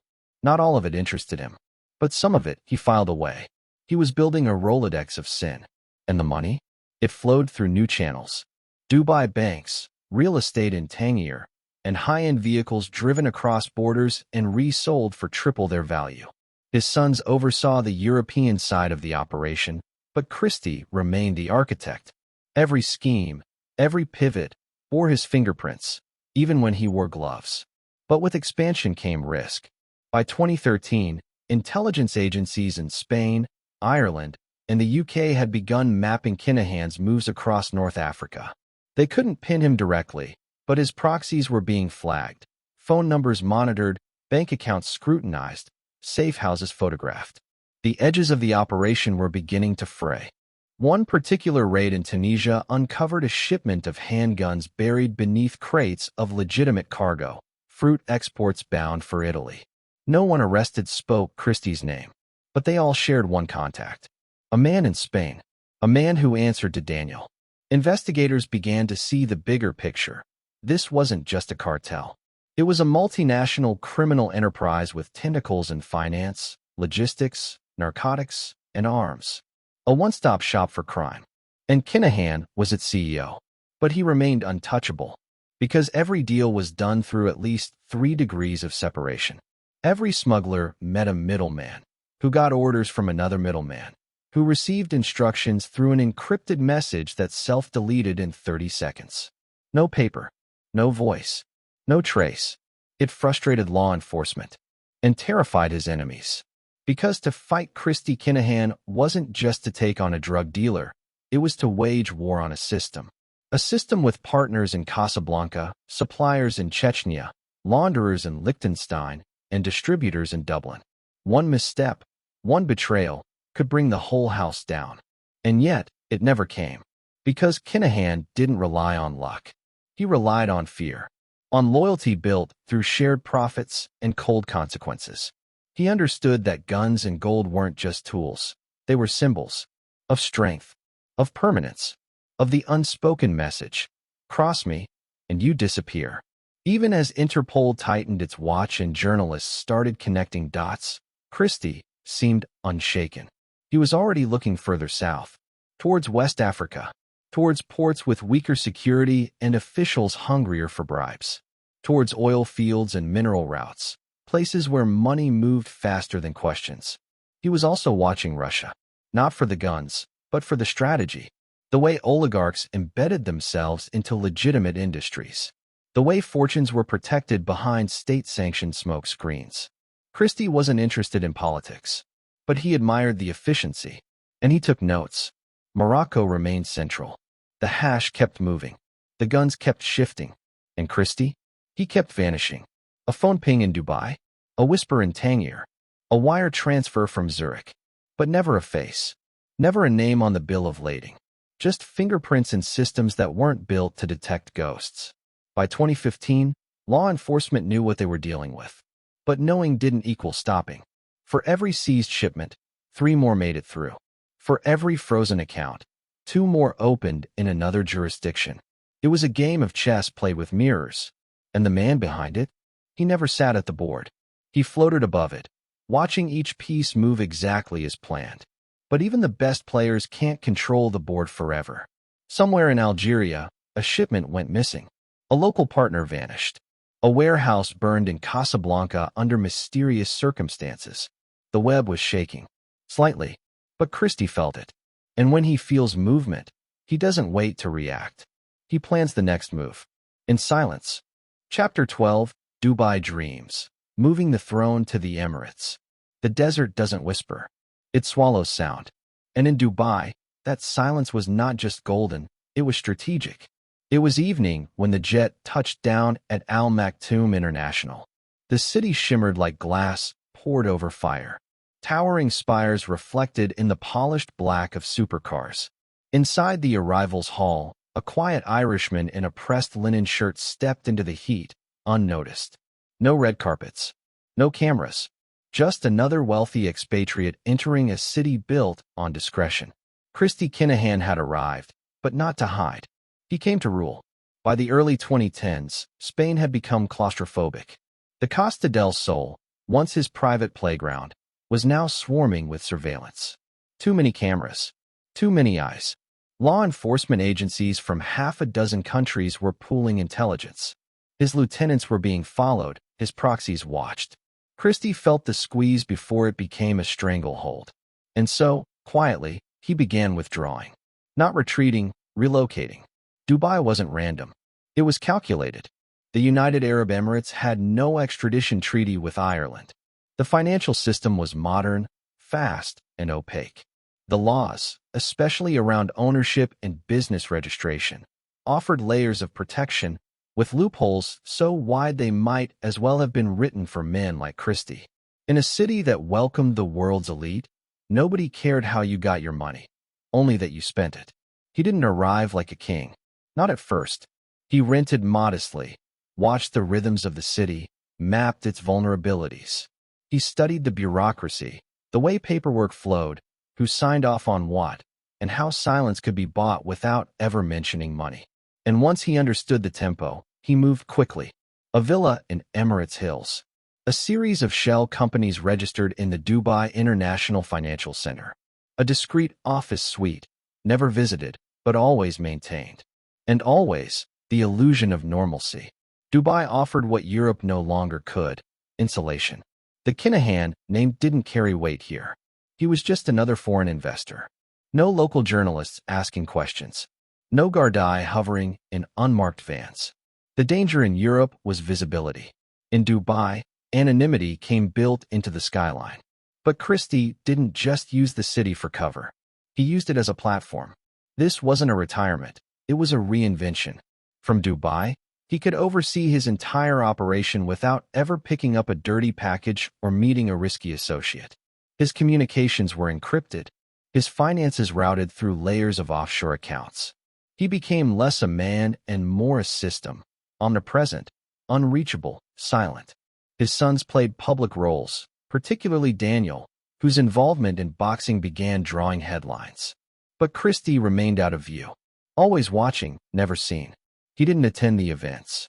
He didn't pose for photographs.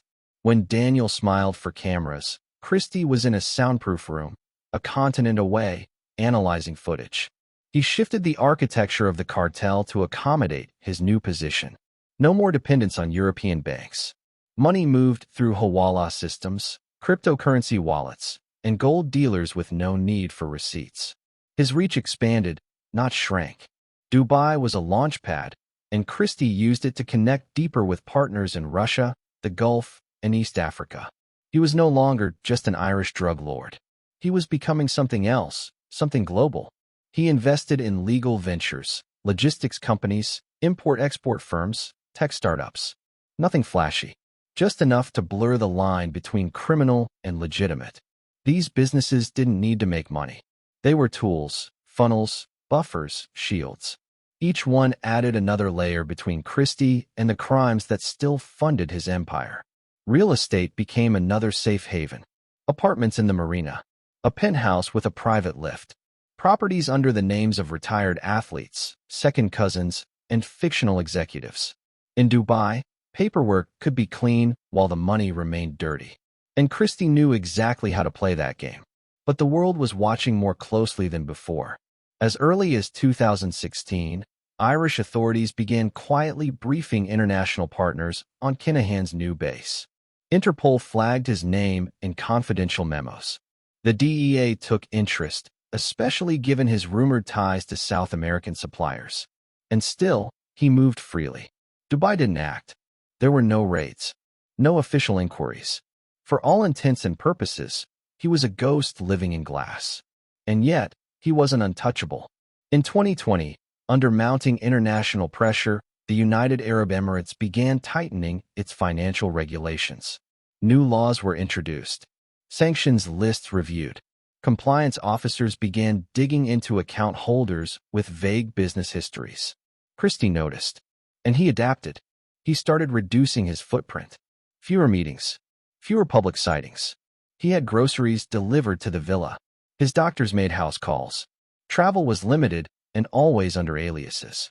He became a phantom even within the safety of his fortress. But his control never wavered.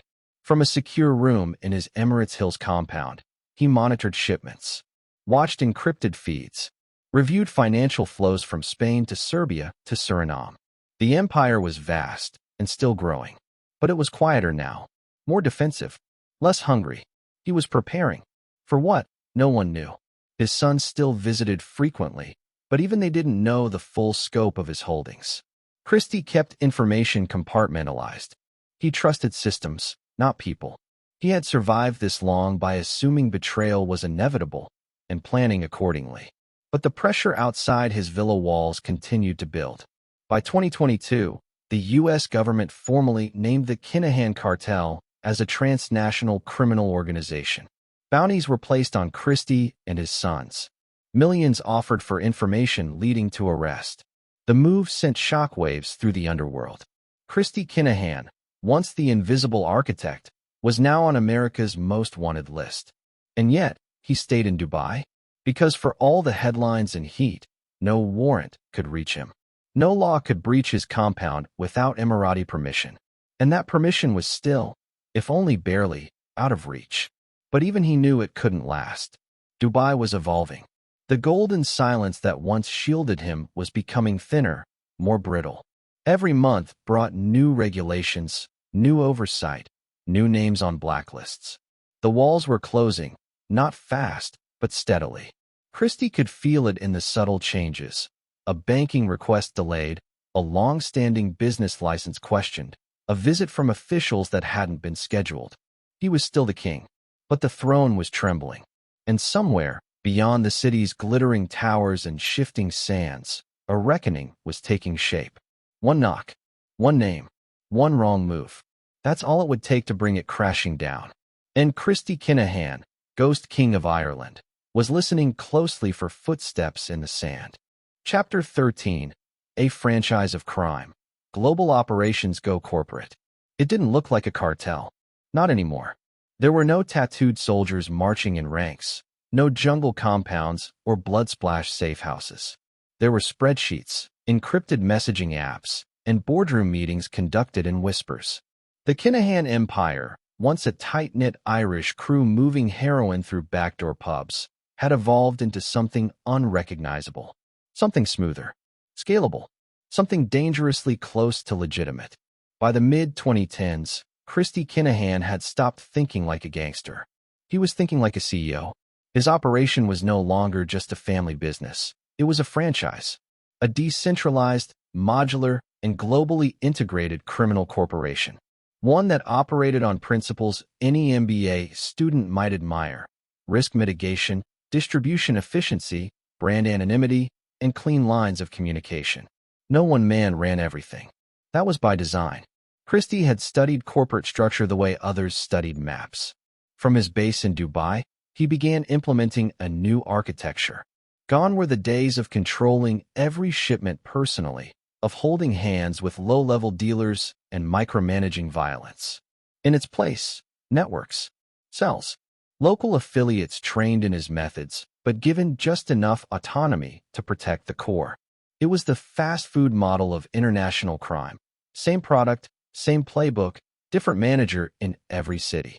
In Amsterdam, a Dutch crew moved cocaine shipments through logistics hubs with surgical precision. In the UK, an Albanian syndicate handled street distribution and collections. In South Africa, Kinahan-linked couriers moved dirty cash through shell companies and mining fronts. And in the Caribbean, Dominican middlemen used fishing boats and container ships to push product into Miami's underbelly. Each outfit had their own boss, their own crew, their own risk. But at the top of the food chain, profits still flowed upward to the man who'd written the blueprint. He didn't need to know every driver or bagman. He only needed to know three things: the volume moved, the margin earned, and the safety of the route. Every other detail was outsourced, compartmentalized, disconnected by design. And that was the genius of it. If one affiliate was busted, there were no phone calls leading back to Dubai. No recorded voices mentioning the name Christy. No account transfers that tied him to street-level violence. Just an invisible profit stream drying up, replaced days later by a new partner in a different port. He even adopted branding principles, subtle, of course.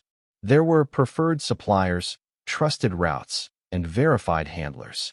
Affiliates were taught to adopt operational standards, avoid violence unless necessary, keep records off digital networks, and rotate communication devices every 14 days. To some, it felt like a code. To insiders, it was policy.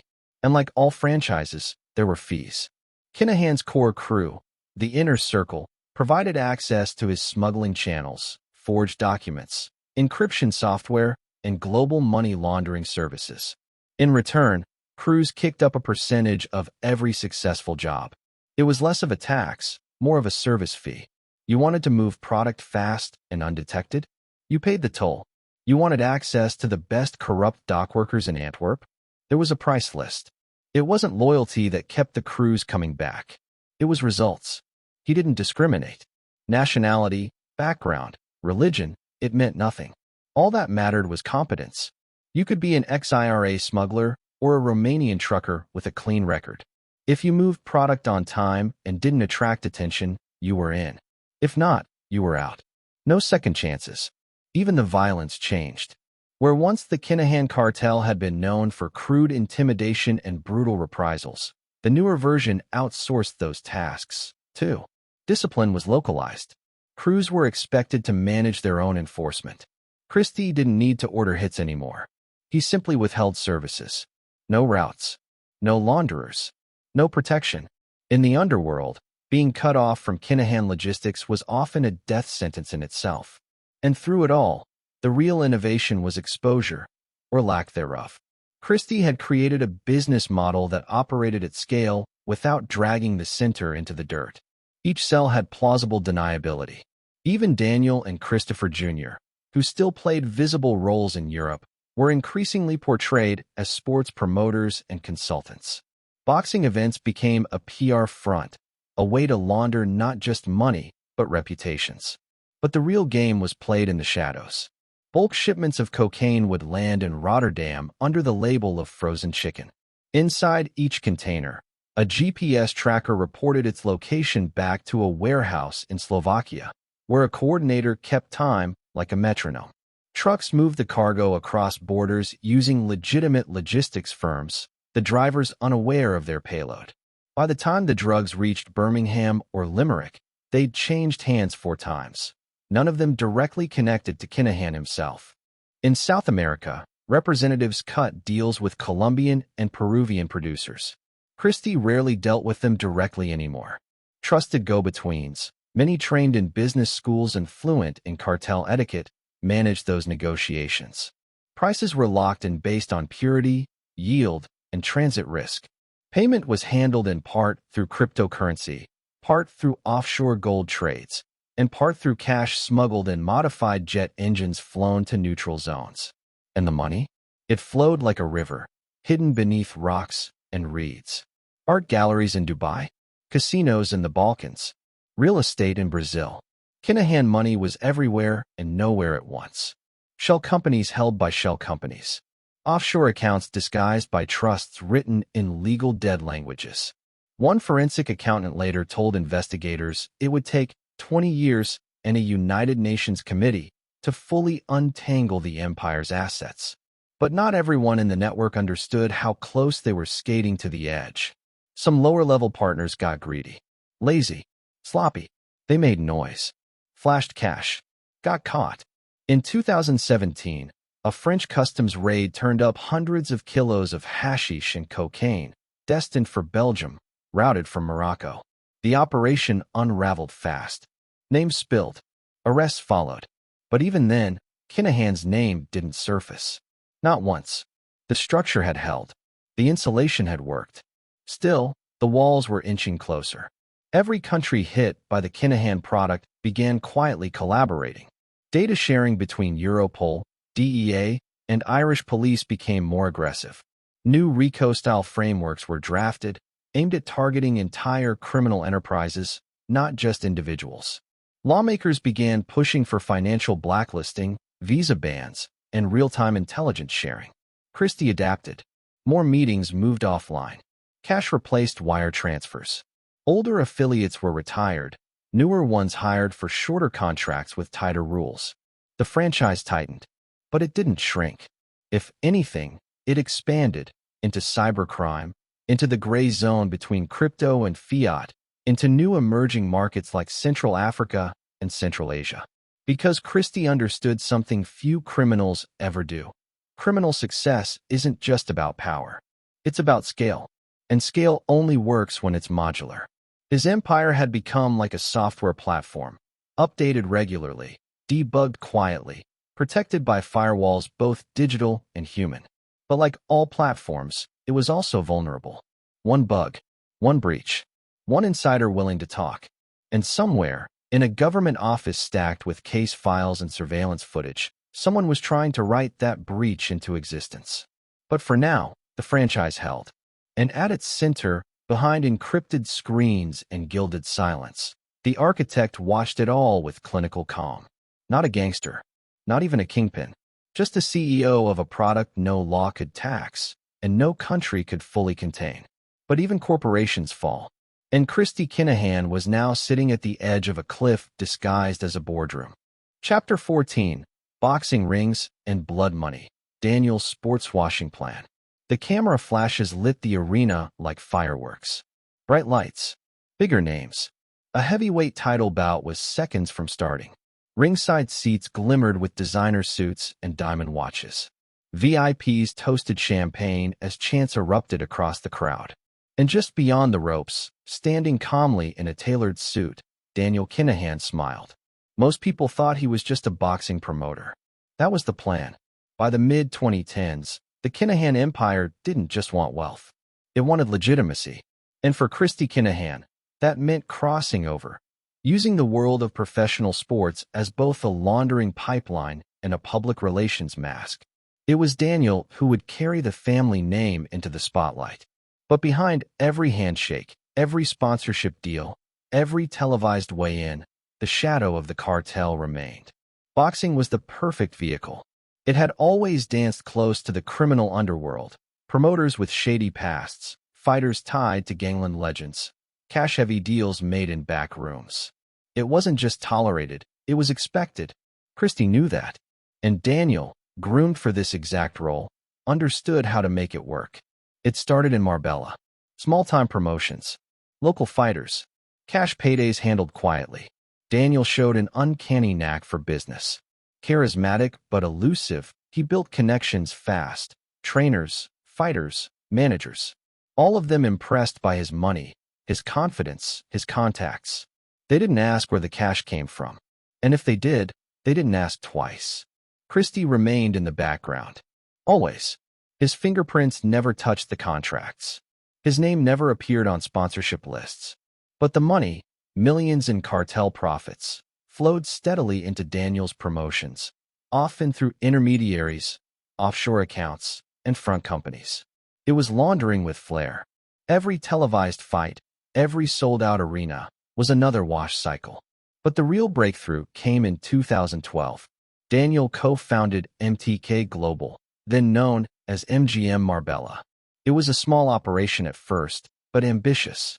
Within years, it had grown into one of the most powerful boxing management companies in the world, representing world champions and hosting headline events in Ireland, the UK, and the Middle East. Under Daniel's leadership, MTK became a force, one respected and feared in equal measure. The fighters loved him. He offered bigger purses, better contracts, and promises that actually got delivered. Promoters loved him, too, because he made fights happen that others couldn't. He had access, influence, power. But the truth was simpler. Daniel had cartel money, and that money didn't need to make a profit. It only needed to circulate.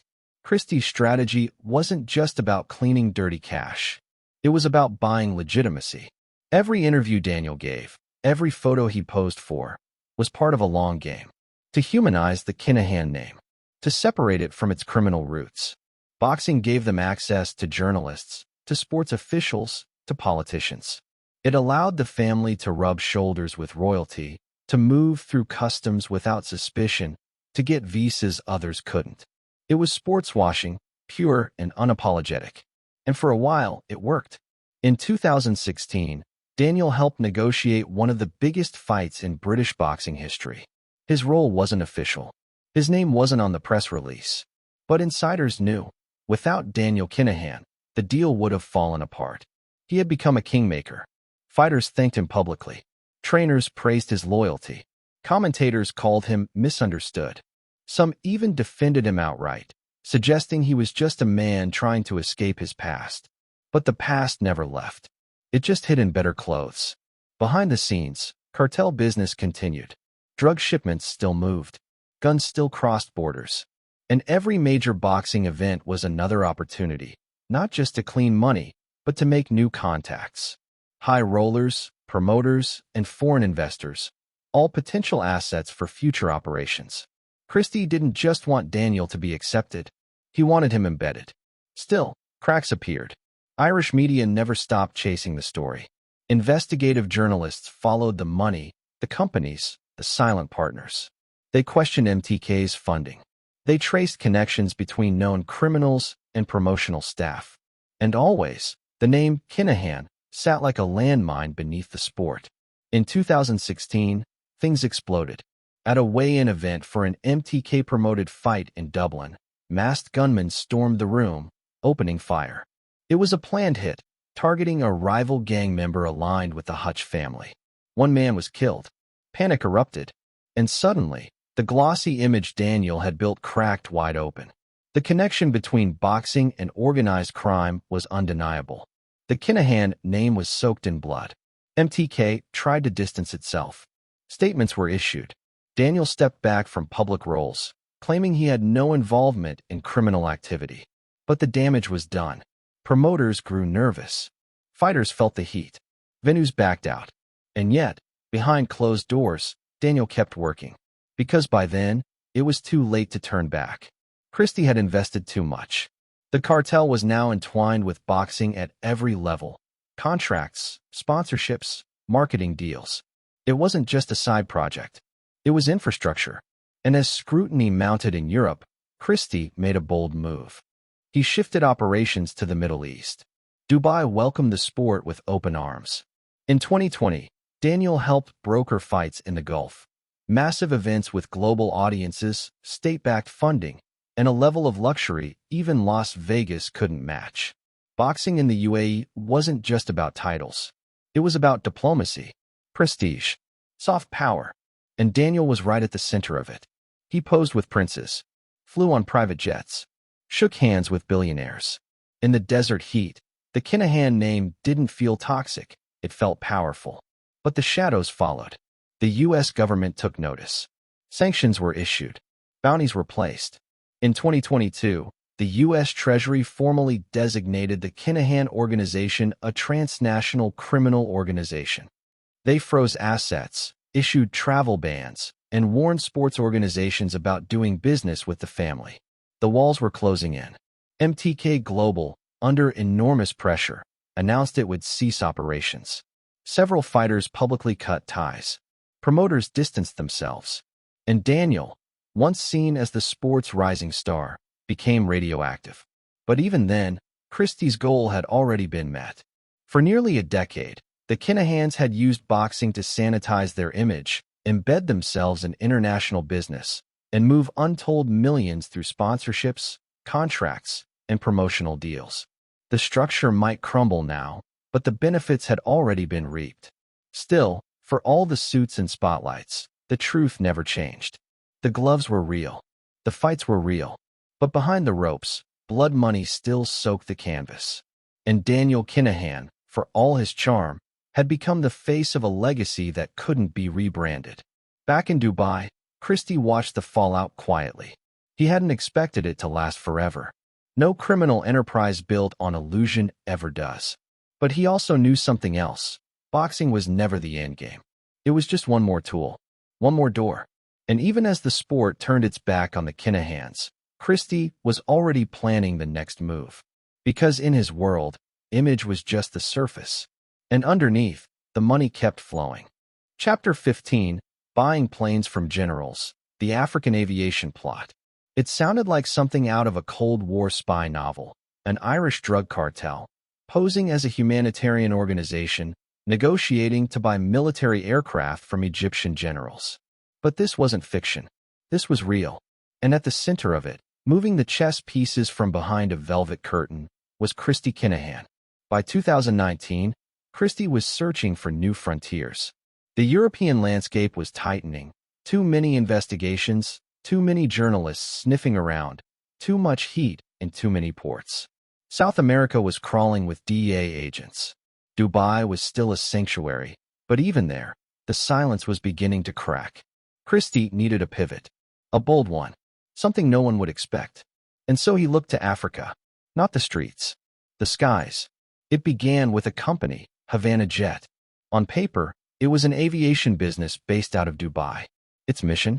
To lease aircraft for humanitarian aid across Africa. A noble goal, the kind of thing that earned goodwill with governments, tax breaks, and plausible deniability. But the true intent was buried beneath layers of paperwork, forged credentials, and diplomatic posturing.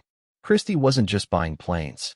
He was buying infrastructure, aerial routes, hangars, fuel contracts, flight clearances. Because in the right hands, An airplane isn't just a machine, it's a ghost. It slips borders, ignores customs, and lands where satellites can't see. It was the perfect tool for a new phase of criminal empire building. And so the Kinahans went shopping for military cargo planes. The negotiations were surreal. Emails back and forth between the cartel's representatives and former Egyptian military officers. Discussions of Antonov transports and modified cargo jets. The kind of aircraft built to move tanks, or, in this case, tons of narcotics. One pitch framed the Kinahan-backed group as a non-profit NGO seeking to move medical supplies across conflict zones in sub-Saharan Africa. Another mentioned evacuating refugees. All lies, perfectly tailored to make the generals feel like partners in a noble cause. And the generals? They listened. Because in that world, titles are cheap and trust is rented. Kinahan's people had money, real money, and that opened doors. A few meetings in Cairo. A few private dinners. Smiles, promises, and subtle envelopes. No one asked too many questions. Or if they did, the answers were tailored to make them feel important. Useful. Clean. But underneath the paperwork, the real plan was clear. The aircraft were to be stripped, modified, and rerouted through Africa's loosely monitored corridors. From Ghana to Nigeria, across Sudan and the Congo, regions where air traffic control was inconsistent at best and corrupt at worst. These skies were open, unwatched, and Christy planned to fill them with product. It wasn't just cocaine anymore.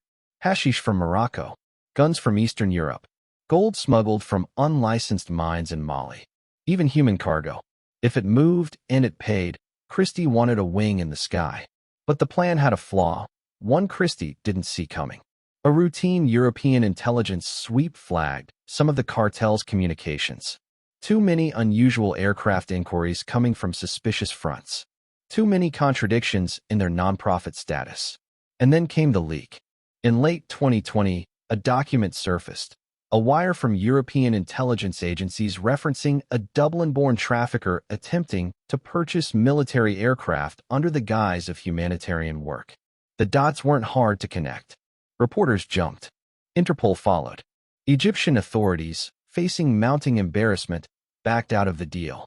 The generals vanished. The conversation stopped. And Havana Jet? Gone. The company website was scrubbed. Contacts disconnected. Assets dissolved overnight. It had never flown a single humanitarian mission. Never delivered a single crate of aid.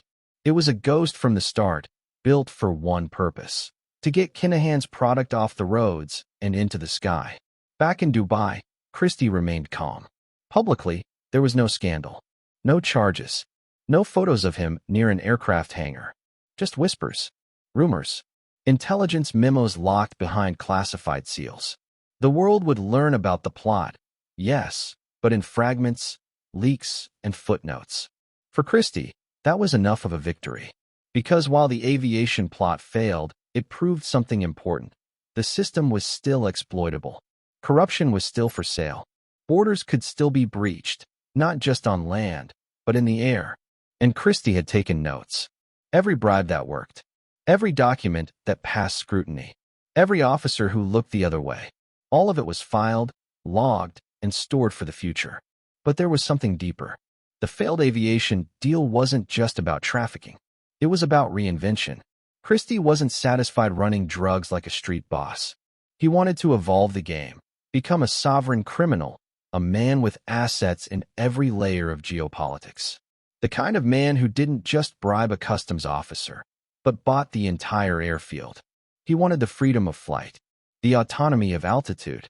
Because in the sky, there are no roads. No checkpoints. Only air, and those ruthless enough to own it. But now, law enforcement agencies around the world had a clearer picture. Christy Kinahan wasn't just trafficking drugs. He was actively seeking the tools of a nation-state. Planes, routes, flags.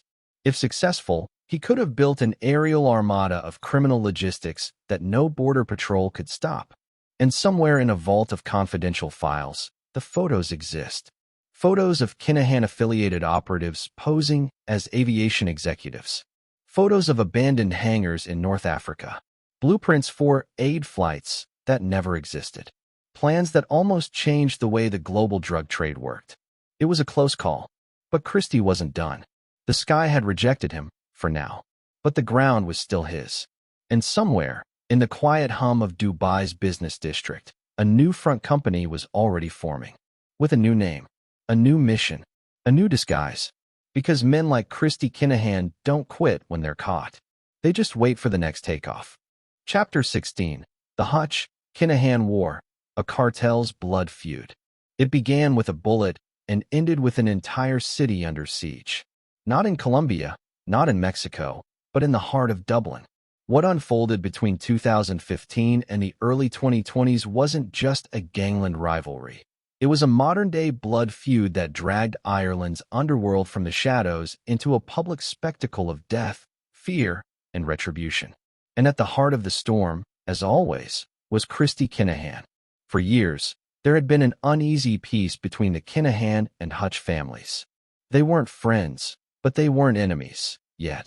Jerry the monk, Hutch was old school, the kind of criminal who valued discretion over display. Christy was something else entirely, forward-thinking, global, untouchable. Both men operated by different codes, but there was once a time when those codes overlapped. Business was business. Lines were respected, until they weren't. In September of 2015, a gunshot cracked through the air in Marbella. Gary Hutch, nephew of Jerry and once close to Daniel Kinahan, was gunned down in a courtyard, a bullet to the head marking the end of his life and the beginning of a war.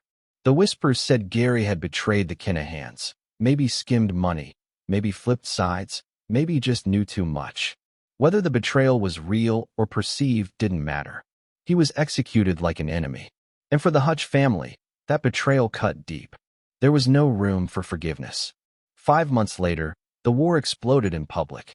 On February 5, 2016, inside Dublin's Regency Hotel, a weigh-in for an MTK-promoted boxing event was underway. Families, journalists, fighters, all packed into a room humming with anticipation. Then came the attack. Masked gunmen dressed in fake Garda uniforms burst in, wielding automatic rifles. Chaos erupted. Shouts, screams, gunfire. When it was over, Daniel Kinahan had escaped through a side door, but David Byrne, a trusted lieutenant and childhood friend of the Kinahans, lay dead in a pool of blood. It wasn't just a hit. It was a declaration. Within days, retaliation followed. Eddie Hutch, Jerry's brother, was murdered in his own home. Then came Noel Duck Egg Kerwin, shot dead in his car. Michael Barr, Trevor O'Neill. The list grew. And with each new body, the invisible line between underworld and civilian life blurred further. Innocent lives were caught in the crossfire. Dublin transformed almost overnight. Police checkpoints were everywhere. Armed response units patrolled the streets. Bulletproof vests became standard for detectives. A city that once boasted about its safety now braced itself for the next funeral. Christy Kinahan stayed far away from the blood. His hands never touched the violence directly.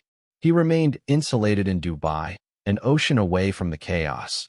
But his influence was undeniable. The methods, the message, the precision, it all bore the fingerprints of a man who believed in sending signals through strategy. Every retaliation was about more than revenge. It was about crushing reputation, making it known that betrayal, real or imagined, would be paid in full. The Hutch family, long associated with discipline and discretion, was pulled into a war they couldn't walk away from. Jerry Hutch didn't strike publicly, but the streets whispered his plans. Tensions stretched across Dublin, Limerick, even into Spain and the Netherlands. Surveillance units followed both families. Wiretaps caught cold conversations, men speaking in code about cars, coats, and jobs that were anything but innocent. By 2018, Irish authorities were tracking over 60 suspected players in the feud. More than 20 people had already been killed. Some were known criminals.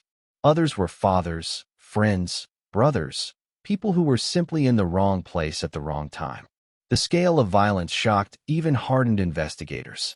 Cars were fitted with trackers. Apartments were rigged with hidden cameras. Intelligence officers described it as a criminal civil war. And at the center, two names continued to dominate: Hutch and Kinahan.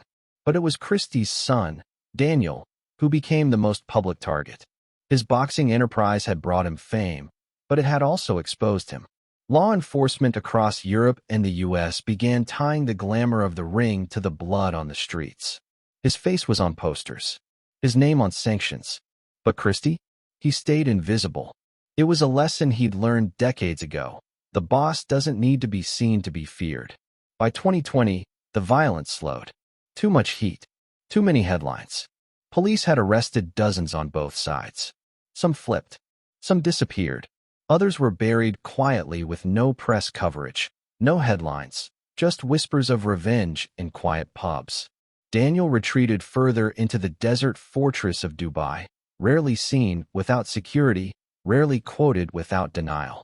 Christy, aging but unshaken, continued moving pieces on a much larger board. The feud, in many ways, marked a turning point for the Kinahan empire. It revealed their vulnerability. It shattered the illusion of untouchability. And it dragged their name from the hushed tones of criminal legend into the blinding glare of international scrutiny. For years, Christy had invested in silence. Now, headlines screamed his name. And yet, the war taught him something, too. Never again would he allow local grudges to compromise global ambition. The Hutch-Kinahan feud had been personal, too emotional, too reactive. It was everything Christy had tried not to be. For all the power they held, for all the borders they'd crossed, this war reminded Christy that even the most calculated empires can be pulled down by something as simple as vengeance. Still, the Kinahan family survived it. The Hutch family, battered and bloodied, survived too. But Dublin would never be the same. The fear still lingers. The silence between sirens. The mothers who still checked the street before unlocking the door.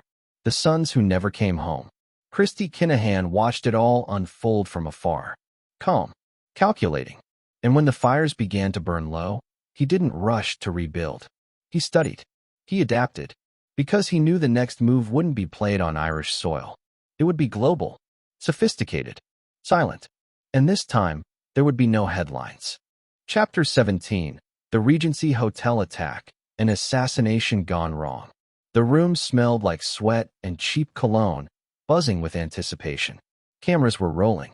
Trainers shouted instructions. Fighters posed for weigh-ins beneath bright halogen lights.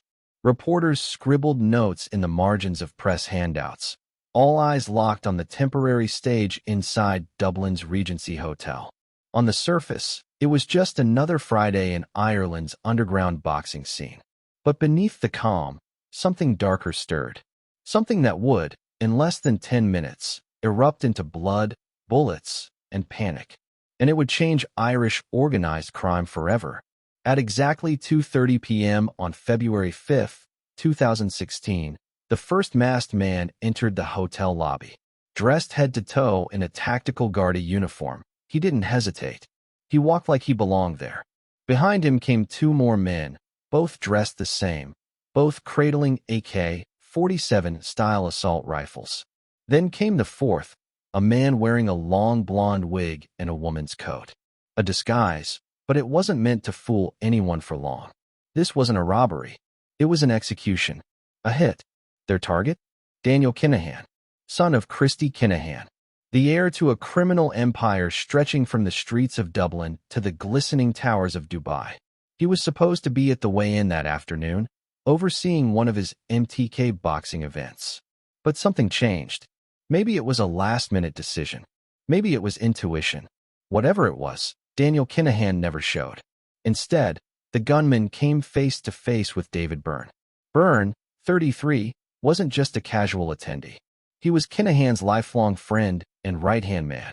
Trusted, loyal, the kind of soldier who'd take a bullet for the cause. That day he did. The gunman opened fire inside the crowded room, sending reporters diving to the floor and fighters running for cover. Hotel guests screamed as gunshots cracked through the hallway. Chaos, confusion, blood on marble tiles. David Byrne was hit multiple times. He collapsed near the reception desk, his body riddled with bullets. The gunmen didn't linger. They moved fast, methodical, military in their execution. They didn't care about civilians. They didn't flinch at the cameras. One attacker even glanced toward a CCTV lens and smirked. Then they disappeared, their getaway car found later, burned out in an industrial estate outside the city. What was supposed to be a clean hit turned into a political earthquake.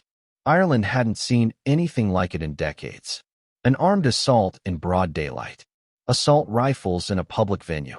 Dozens of witnesses. Multiple cameras. And all of it tied to a single feud. Hutch versus Kinahan.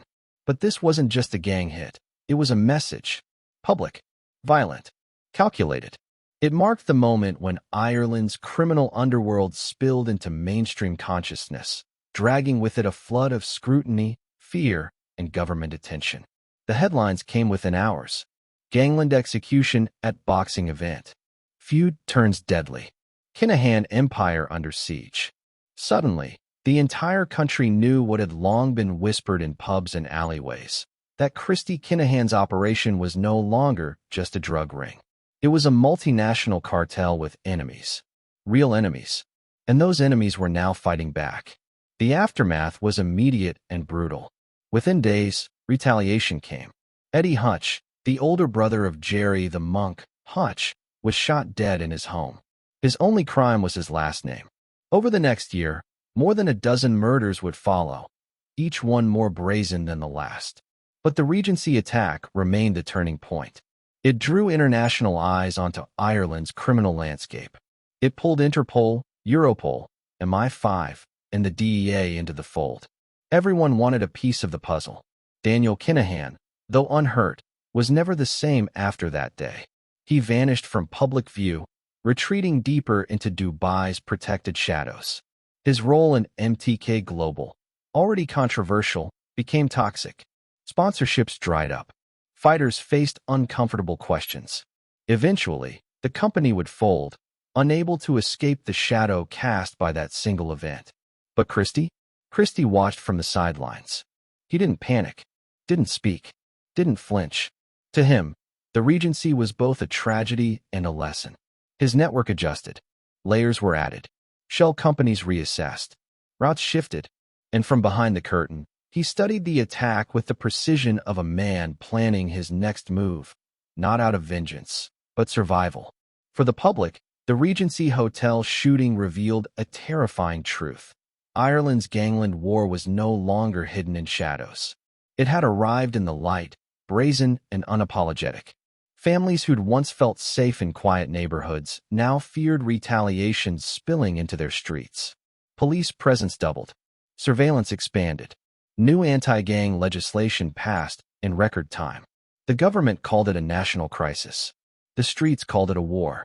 Journalists dug deeper. Who supplied the weapons? How did the attackers get gaudy uniforms? Why wasn't security tighter? And above all, why had Daniel Kinahan been spared? Speculation swirled. Was there an insider tip? Did Kinahan suspect something? Was the escape orchestrated? No one ever confirmed the truth. But the absence of Daniel that day, so narrowly avoided, only added to the mythos surrounding him. To his followers, it was fate.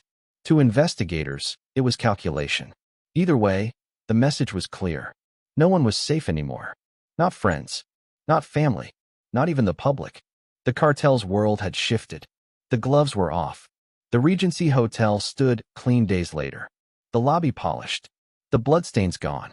But for Ireland, that carpet could never be washed enough. The memory stayed. The echo of gunfire in a place meant for sport. The face of David Byrne, smiling in old photos.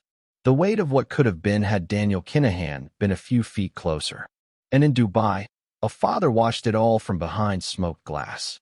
He saw the headlines, read the reports, reviewed the footage, and made decisions, not in panic, but in planning. Christy Kinahan didn't believe in mistakes, only missed opportunities. And while the Hutch feud burned his name into history, he knew something few others did. The world was watching now, and that, in the long run, might be the most powerful weapon he'd ever owned. But somewhere, across oceans, in hushed conversations and encrypted texts, the enemy still moved. Planning, waiting. And Christy Kinahan, the ghost kingpin of Ireland, knew the next shot could come from anywhere. Chapter 18. The Kill List. Executions across Europe. The bodies didn't drop all at once. They fell quietly, methodically, across 3 countries. One in a Dublin driveway, another outside a Spanish cafe, a third slumped in a car on the outskirts of Manchester. One by one, they vanished into morgues and headlines. To the public, it looked random, unrelated.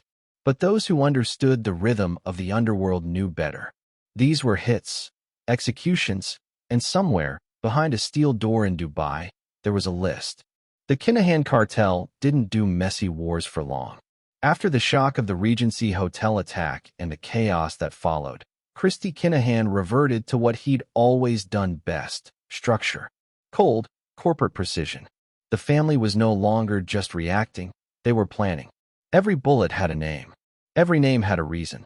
The list began in Ireland, where the Hutch-Kinahan feud still burned like a dying fire spitting sparks. Michael Barr was first, shot dead inside a Dublin pub in April 2016. He wasn't a random pubgoer. He was believed to have played a role in supplying weapons for the Regency attack. Then came Gareth Hutch, executed in a crowded car park outside his home. The shooter didn't run. He walked. Calm. Professional. Like a man crossing a task off a to-do list. By mid-2017, the pattern was unmistakable. Kinahan hitmen weren't just enforcers. They were ghosts in bomber jackets. Young men with blank stares, foreign accents, and prepaid burner phones. Some were flown in from Eastern Europe. Others were locals, groomed through debt, fear, or blood ties. The kills were fast. 2 shots to the chest, 1 to the head. Always in public. Always with a message. When Noel Duck Egg Kerwin was killed sitting in his car beside his partner, the motive was chillingly simple. He had been seen talking to a known Hutch associate. That was enough. There were no warnings. No second chances. You were either with the Kinahans, or you weren't. Outside Ireland, the body count kept rising. In Spain, the cartel had embedded itself deep into Costa del Sol's underworld, particularly in Marbella and Estepona. What was once a sun-soaked escape for expats had become a playground for contract killers and cocaine traffickers. In 2015, Gary Hutch's murder had sparked the war, but it didn't stop there.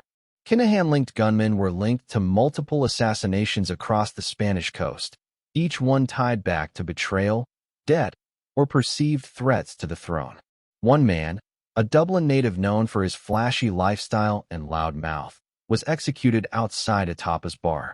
Another, an arms runner who had tried to play both sides, was found in the trunk of a rental car near Malaga Airport, hands bound, bullet in the base of his skull. Spanish authorities were overwhelmed. Language barriers, corrupt local cops, and transient hitmen made the investigations nearly impossible to close. And then the killings moved to the UK. In Manchester, Liverpool, and London, Kinahan fingerprints began to surface on unsolved murders. Associates who had fled Ireland hoping for safety found only temporary refuge. One man, believed to have skimmed profits from a failed cocaine deal, was shot in his driveway while carrying groceries. Another, a mid-level enforcer who had defected to a rival crew, was found dismembered in an industrial estate. There were no arrests, no witnesses, just silence. Law enforcement across Europe began seeing the pattern. This wasn't random gang violence. It was a strategic purge, each death tied to internal rules, codes of conduct, violations of loyalty. Christy Kinahan had created something terrifying, a decentralized kill chain, activated by whispers and closed with bullets. Investigators began calling it the kill list. It wasn't a physical document. No names typed up in a spreadsheet. But the structure was real. Suspects were identified. Locations mapped. Enforcers assigned. And once your name was on it, you didn't get off. Not with apologies. Not with distance. Not with time. What made it more chilling was the professionalism. These weren't hot-headed teenagers firing in panic. They were disciplined, trained, and often gone before local police even arrived. Many believed Kinahan had forged alliances with Balkan Mafia groups, Serbian and Montenegrin hitmen known for their efficiency. Some were veterans of old wars. Others were mercenaries for hire. All were loyal only to the job. Interpol issued alerts. MI5 opened parallel investigations. Europol flagged Kinahan operations as Tier 1 threats in the transnational crime landscape. But by then, the killings had already shaped the cartel's reputation. The Kinahans weren't just drug traffickers. They were enforcers of an invisible law. A mafia without borders. A government without elections. But every empire, no matter how disciplined, leaves footprints. One phone call recorded in a sting revealed a Kinahan lieutenant instructing a hitman, "Make it loud. Make it final." Another case uncovered a safe house in southern Spain stocked with burner phones, disguises, and unregistered vehicles, tools of a murder factory hiding in plain sight. In one case, a failed hit led to a shootout in a quiet Manchester suburb, forcing British police to acknowledge for the first time. This was no longer an Irish problem. It was a European one. Behind the scenes, Christy Kinahan remained elusive. He didn't sign off on hits directly. He didn't send messages. But his influence was clear in the structure. Names flowed upward. Orders flowed downward. He was the architect of a criminal corporation that treated murder not as drama, but as maintenance. Even among cartel members, fear grew. Mistakes were punished with death. Disrespect, even in private, could be fatal. One mid-level trafficker reportedly joked about Daniel Kinahan's failed boxing venture. Weeks later, he was shot in the legs, his silence bought with pain and the promise of worse. No one laughed after that. By 2021, the pressure began to mount. U.S. law enforcement named the Kinahans as a priority threat. The DEA and FBI began working with Irish authorities to map the kill network. Bank accounts were frozen, properties seized. But the damage had already been done. Over 40 deaths across 3 countries, all tied, in some way, to the Kinahan command. Not all were confirmed. Many would never be solved. The shooters vanished. The trails went cold. But behind the walls of law enforcement briefings, one thing was certain. This was industrial-scale assassination. And Christy Kinahan had orchestrated it with the calm of a man balancing a spreadsheet. Back in Dubai, the family's lifestyle remained untouched, for now. Christy continued to appear only in rumors. Daniel fought legal battles to clear his name from headlines. But the stain wouldn't lift. And the list? It wasn't over. Because for men like Christy Kinahan, there's always another name. Another phone call. Another street. Another body. And somewhere tonight, across Europe's glittering sprawl, a man just finished his drink and stepped outside a bar, unaware that he's next. Chapter 19, Operation Shovel, Spain Strikes Back. It started just before dawn on a warm May morning in 2010.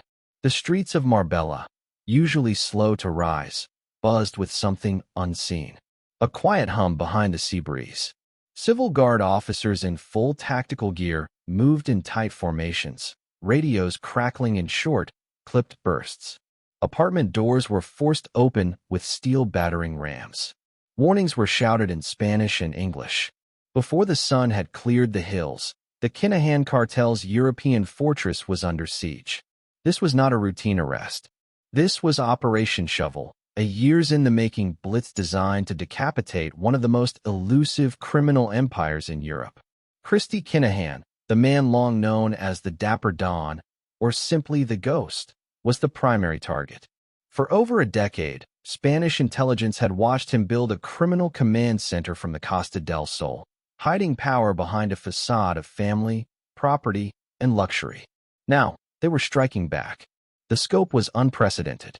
Over 700 officers were mobilized, 40 properties raided, dozens of bank accounts frozen. 19 suspects were detained in one coordinated sweep stretching across Marbella, Estepona, and Malaga. It was surgical, designed to shock and destabilize. And at the center of it all, Christy Kinahan, arrested at his villa without incident. Calm, silent, as if he'd expected it. For the Spanish Guardia Civil, Operation Shovel was the result of more than 5 years of surveillance, wiretaps, financial tracing, and covert infiltration. They had mapped out a web of front companies, offshore accounts, real estate holdings, and encrypted communication systems that spanned Ireland, the UK, Spain, the Netherlands, and beyond. The charges weren't just about drugs. They were about money laundering, weapons trafficking, document fraud, organized criminal conspiracy. Christie's criminal CV, hidden behind layers of respectability, was now laid bare. To the outside world, he had reinvented himself. No longer just the man who once moved heroin through Dublin. Christy was a globe-trotting businessman, fluent in multiple languages, holder of various passports, and connected to a tight circle of lawyers, accountants, and fixers. He lived in a luxury villa. He wore tailored suits. He held meetings at golf resorts and five-star restaurants. But beneath that polished veneer was a criminal machine that Spain now believed was funneling untold millions through its shores. The press exploded. Headlines screamed of the Irish Mafia boss arrested in Marbella. Photos of Christy in handcuffs made front pages in Dublin, Madrid, and London. Analysts speculated whether this was the fall of the Kinahan Cartel, whether the empire built in whispers was finally crumbling under the weight of its own ambition. But those closest to the ground, the agents who'd tracked every move, the prosecutors who'd read every file, were less certain. Because Christy Kinahan wasn't panicked. He wasn't shouting for lawyers. He wasn't begging for deals. In interviews with Spanish police, he remained composed, cooperative, and cryptic. His answers were vague but polite. He denied knowledge of criminal activity. He spoke of investments, consulting, and private holdings. No fingerprints. No direct drug links. No smoking gun. The Spanish authorities had one shot to connect the dots publicly, and they struggled. Though the operation seized laptops, hard drives, phones, and documents, the structure of Christie's empire was far more sophisticated than they'd expected. Everything moved in layers. Companies within companies. Names changed constantly. Ownership shifted through trusts and proxies. It was like trying to follow a shadow through a house of mirrors. For weeks, Christy and his associates remained in custody. Lawyers flew in from London and Dublin. Appeals were filed. Warrants challenged. And slowly, the arrests turned into releases. No one was convicted. No one was extradited. The operation, while massive in scale, began to unravel in court. But in a different way, Operation Shovel succeeded. It exposed the blueprint. The European public learned that the Kinahan cartel wasn't just a gang. It was an international business, one that had evolved far beyond street violence and drug deals. It had accountants, aviation consultants, shell corporations, and even registered trademarks. Christy didn't operate like a gangster. He operated like a CEO. In internal reports, Spanish investigators admitted as much. The cartel had diversified. It was embedded in logistics, shipping, even sports. Every major financial move was insulated by legal advisors. Every vulnerable point had a buffer. Christy Kinahan had built something terrifying. A criminal franchise so structured, so distributed, that removing the head did little to stop the body. When Christy was eventually released, without charges, he walked out of custody just as calm as he had walked in. Smiling slightly. No defiance. Just understanding. He had seen this coming. And in truth, he had already moved the real power offshore. Dubai, Africa, the Caribbean. Europe was just a storefront now. But the raid had another consequence: visibility. Christy Kinahan could no longer hide in plain sight. Interpol had files on him. The US had taken notice. Financial institutions began flagging transactions linked to his name. He had to shift again, into the shadows of countries less willing to cooperate, into sectors harder to trace. Operation Shovel didn't kill the Kinahan empire. It evolved it. And what about the others? His sons, Daniel and Christopher Jr., were barely touched during the raids. They hadn't yet become central figures in the eyes of law enforcement. But that would change. Christy knew it. Which is why, even in the chaos of 2010, he had already begun passing pieces of the operation to them. Operation Shovel proved one thing. Christy Kinahan was not just a drug trafficker. He was the engineer of a modern criminal model, decentralized, corporate, and untraceable. He had spent years building a fortress. Spain had fired the first real shot at its gates. And it wasn't the last. But Christy, ever the student of pressure, walked away with a lesson burned into his strategy. If Spain could try to dig him out, others would too. So he had to go where shovels couldn't reach. And in the heat of that Spanish summer, behind closed doors and shuttered windows, he began sketching the next chapter, not in Marbella, but in the desert, far from the eyes of Western law. Dubai was waiting. Chapter 20. The Public Ghost. Christie's Disappearing Act. At some point, he simply vanished. There was no headline announcing his exit. No grainy surveillance photo of a plane ticket. No final court date or sudden escape. Christy Kinahan, the mastermind of one of Europe's most sophisticated criminal empires, didn't run. He receded. Like mist when the sun rises. Slowly, silently, completely. It wasn't retreat. It was design. In the wake of Operation Shovel, as Spanish prosecutors scrambled to untangle the labyrinth of offshore companies and tax havens, Christie was already several moves ahead. He understood something most criminals don't learn until it's too late. Visibility is vulnerability. The more his name appeared in files and headlines, the more power it lost in the shadows. And so, the man who once stood at the center of Europe's drug underworld began erasing himself from the story. The Kinahan name remained. But Christie became smoke. By 2012, you couldn't find him in court documents. No recent photographs. No new addresses. Reporters who once clung to sources inside Marbella's elite circles now hit dead ends. He's gone, one whispered. Like he was never here. But the truth was, he hadn't vanished. He had evolved. Dubai became his fortress. Not the glitzy, tourist Dubai of Instagram filters, but the back channels, the quiet corridors of finance and immunity. He moved through embassies and real estate showrooms, speaking Arabic, French, Spanish, whatever the moment required. While Europe still pictured him in designer suits and Marbella villas, Christie had found something better, anonymity with air conditioning. Dubai didn't ask questions. It asked for investments. His sons, Daniel and Christopher Jr., became the face of the operation, not by accident, but by order. Daniel stepped fully into the spotlight, walking red carpets at boxing events, shaking hands with champions, posing with promoters. His carefully sculpted image wasn't just about ego, it was a strategic smokescreen. Let the cameras point at him. Let law enforcement circle the wrong target. Meanwhile, Christie quietly pulled the strings from the shadows. Even within the cartel, only a trusted few ever heard from Christie directly. Communication came down through coded intermediaries. Face-to-face meetings were rare, shrouded in layers of clearance. His voice became a rumor. His location a question. Some believed he was ill. Others claimed he'd undergone cosmetic surgery. One rumor said he had converted to Islam, blending even deeper into Dubai's protected class of silent billionaires. No one could prove any of it. That was the point. Christie didn't need to be present to be powerful. He had already created a system designed to function without him, a cartel that ran like a franchise chain, with local managers, regional supply routes, and decentralized responsibilities. It was scalable, self-reliant. If one link snapped, the rest held strong. Still, his absence had its own weight. Investigators who had spent years tracking his movements found themselves chasing ghosts. They poured through offshore leaks, diplomatic cables, customs records, only to come up with old leads. The man who had once been at the top of Europol's radar had now become a blank space in their files.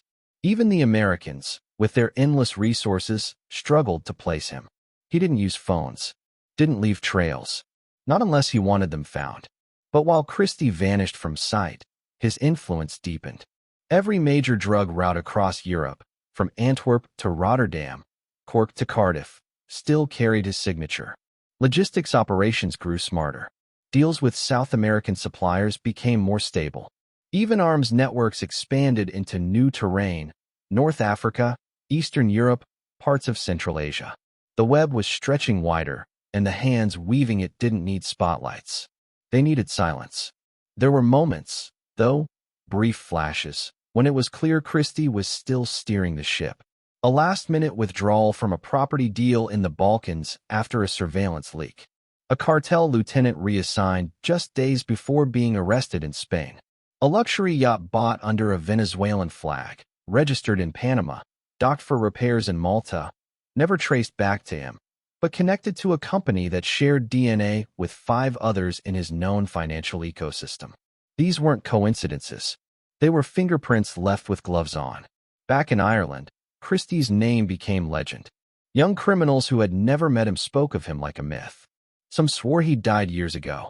Others claimed he was the real boss behind every major gang in Dublin, Cork, and Limerick. The reality was more chilling. Christie was alive, watching, orchestrating. He just no longer needed the room to know he owned it. Even Daniel, despite his growing role, remained a subordinate in his father's world. There were lines Daniel didn't cross, decisions he deferred.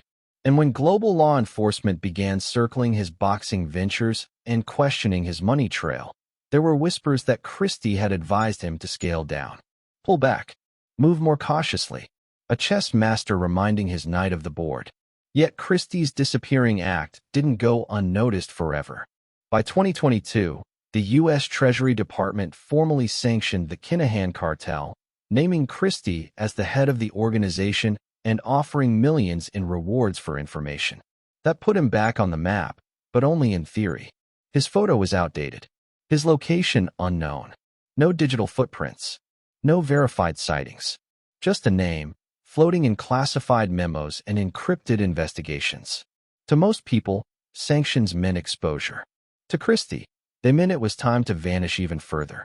He moved deeper into encrypted communication systems, employed ex-intelligence agents as liaisons, and shifted more power into cutouts and third-party shell operators. It wasn't about running anymore. It was about becoming uncatchable, unreachable, untouchable. And in doing so, he cemented something rare in the world of organized crime. Legacy. Not the kind that ends in a courtroom. Not the kind that's buried in an unmarked grave. But the kind that lives in silence. In whispered warnings. In the fact that, even now, after decades, after raids and arrests and exposés, no one can say with certainty where Christy Kinahan is. He is a man who turned disappearance into power. A ghost who runs a global empire without leaving fingerprints. A strategist who knew that in the underworld, the loudest man dies first. And so, while Daniel deals with press conferences and frozen assets, while governments circle the outer rings of the organization, Christie remains where he's always been most dangerous. Just out of reach. And watching. Chapter 21. International Heat. Europol, Gardaí, and the DEA unite.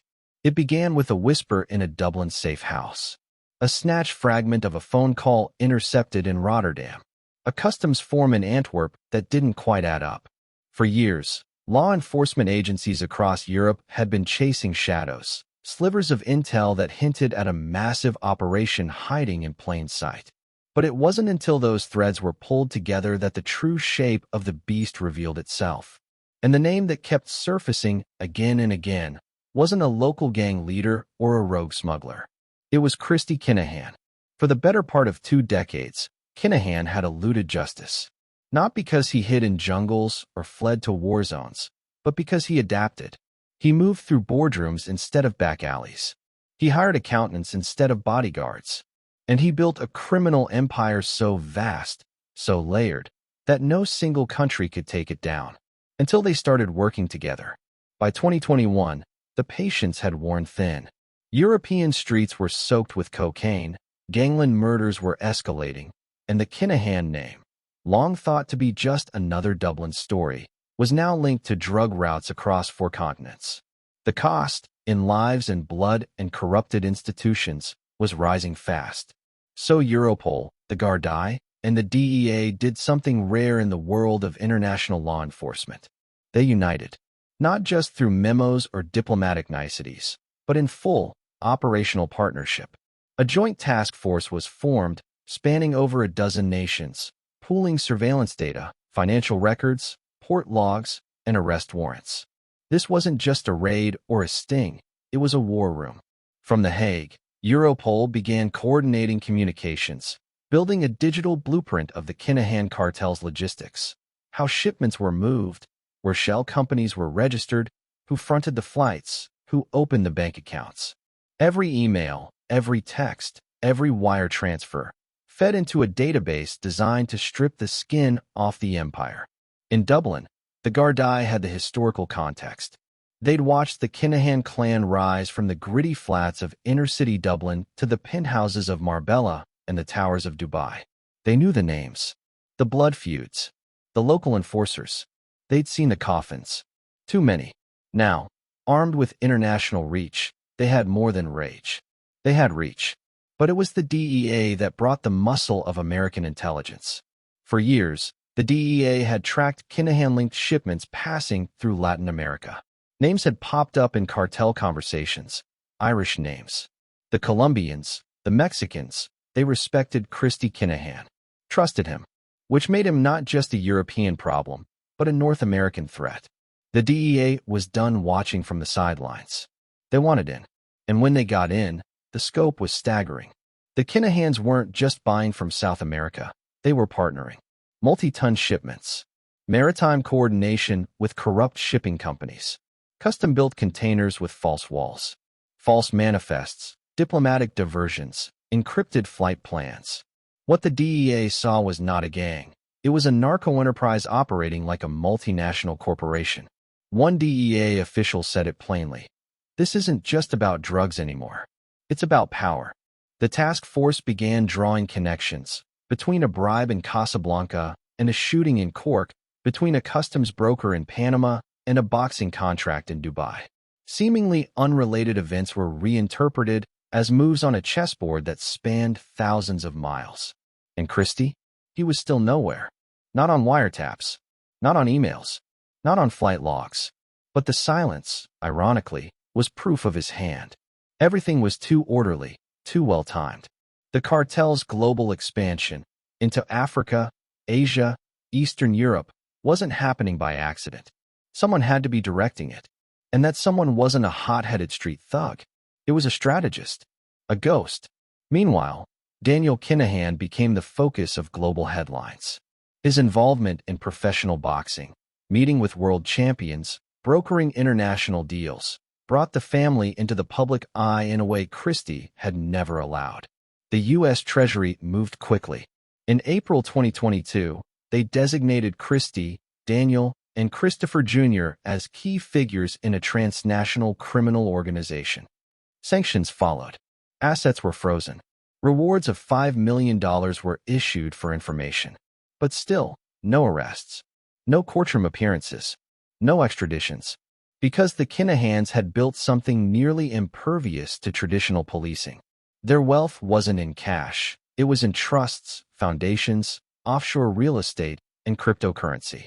Their leadership didn't wear chains or tattoos. They wore tailored suits, traveled with diplomatic papers, and invested in sports and logistics. To bring them down would take more than force. It would take strategy equal to their own. And that was what Interpol and its allies finally had. A map of the machine. Operation after operation began peeling back layers. Raids on warehouses in Belgium, arrests of couriers in Brazil, seizures of weapons in Serbia. Each was a small cut. Not fatal, but constant. Still, with each blow landed, the threat of retaliation loomed. Law enforcement agencies were warned to protect witnesses. In Ireland, armed police units were assigned to judges. In the UK, surveillance was ramped up around journalists. In Dubai, private intelligence firms watched the watchers. It was a chess match where both sides understood this wasn't just legal. It was existential. The cartel had survived everything: prison, war, betrayal, media exposure. But the one thing it couldn't survive was coordinated truth. If enough countries told the same story, in the same language, through the same lens, Christie's invisibility would fracture. Because even ghosts cast shadows when enough light is shown. And as the task force expanded its reach, sharing evidence in real time, creating unified indictments, leveraging financial pressure on front companies, the walls began to close in. The dream of untouchability that Christie had cultivated for decades was no longer guaranteed. There were whispers that Dubai was getting nervous, that some Gulf officials, once eager to host the Kinahans, were now quietly distancing themselves. There were rumors of sealed indictments in American courts, talk of Interpol red notices gaining traction, and in private rooms behind embassy doors, plans were being drawn, plans that didn't involve arrests, but extraditions, the kind that come quietly, in the middle of the night, with no headlines, until it's over. But until then, Christy remained silent, watching, waiting, and somewhere in the shifting corridors of power and crime, one question echoed louder than all the rest. What does a man do when the entire world comes looking for him? Chapter 22, $15 million bounty. America gets involved. It wasn't a quiet move. It wasn't meant to be. On April 12, 2022, in a rare and resounding display of global intent, the United States government stood before the world and named Christy Kinahan not just as a criminal, but as a target. A man whose arrest was now worth more than most high-ranking terrorists. $5 million per head. Christy, Daniel, Christopher Jr. $15 million on the table. No aliases. No ambiguities. The Kinahans had just been elevated from Europe's shadowy problem to a full-blown international priority. This wasn't a vague press release buried in a Justice Department archive. This was a globally broadcast announcement by the US State Department, flanked by officials from the Drug Enforcement Administration and Homeland Security. They came armed with timelines, dossiers, and photos, some never before seen by the public. It was a message not just to law enforcement, but to the underworld. The Kinahan cartel was now officially in America's crosshairs. Christy Kinahan, once the invisible architect behind a labyrinth of criminal logistics, had just been pulled into the harshest spotlight on Earth. And for someone who had built a life on silence, structure, and calculated distance, it was a blow louder than any bullet. To understand the magnitude of this move, you have to understand how rare it is. The U.S. government doesn't offer bounties like this for ordinary gang leaders. This wasn't Pablo Escobar in the jungle or El Chapo tunneling beneath borders. This was a white-collar ghost, a man who spoke multiple languages, held multiple passports, and moved billions without leaving fingerprints. But what made Christy so dangerous wasn't just his mind. It was his reach. The DEA, Europol, the Irish Gardaí, and several South American intelligence branches had all traced Kinahan-linked shipments. Cocaine from Colombia, hash from Morocco, weapons from the Balkans, laundered cash through Dubai. He wasn't supplying one country. He was fueling continents. And still, until now, he had remained just out of reach. That changed the day America threw down its marker. With the announcement came sanctions. The US Treasury's Office of Foreign Assets Control, OFAC, froze any property, assets, or financial transactions connected to the Kinahan name that could be touched by American systems. It was a financial blacklisting of global proportions. Banks were warned. International investors were notified. Even the sporting world, particularly professional boxing, was put on high alert. Anyone doing business with the Kinahans, directly or indirectly, was now at risk of violating federal law. It sent a chill through the global elite. Because while many in Ireland and Spain already knew the rumors, the rest of the world had continued shaking hands with the Kinahans. Promoters, sponsors, lawyers, ambassadors. Christy had built a network not just of criminals, but of legitimate people with legitimate power, many of whom were now frantically erasing emails and covering tracks. But the damage was already done. The bounty alone created a new level of threat. In the criminal underworld, money talks louder than loyalty. And now, $15 million was floating in the air like blood in shark-infested waters. Confidential informants, former associates, even rival organizations, all began circling. Some came forward. Some vanished. Others were silenced. Whispers spread across Dubai's glittering skyline about sudden relocations, about Christy switching safe houses 3 times in a week. He had been invisible for years. Now, every luxury tower, every private villa, every quiet golf course held a question. Is he in there? But Christy didn't flinch. Not publicly. There were no statements, no denials. Just silence. The same weapon he'd wielded for decades.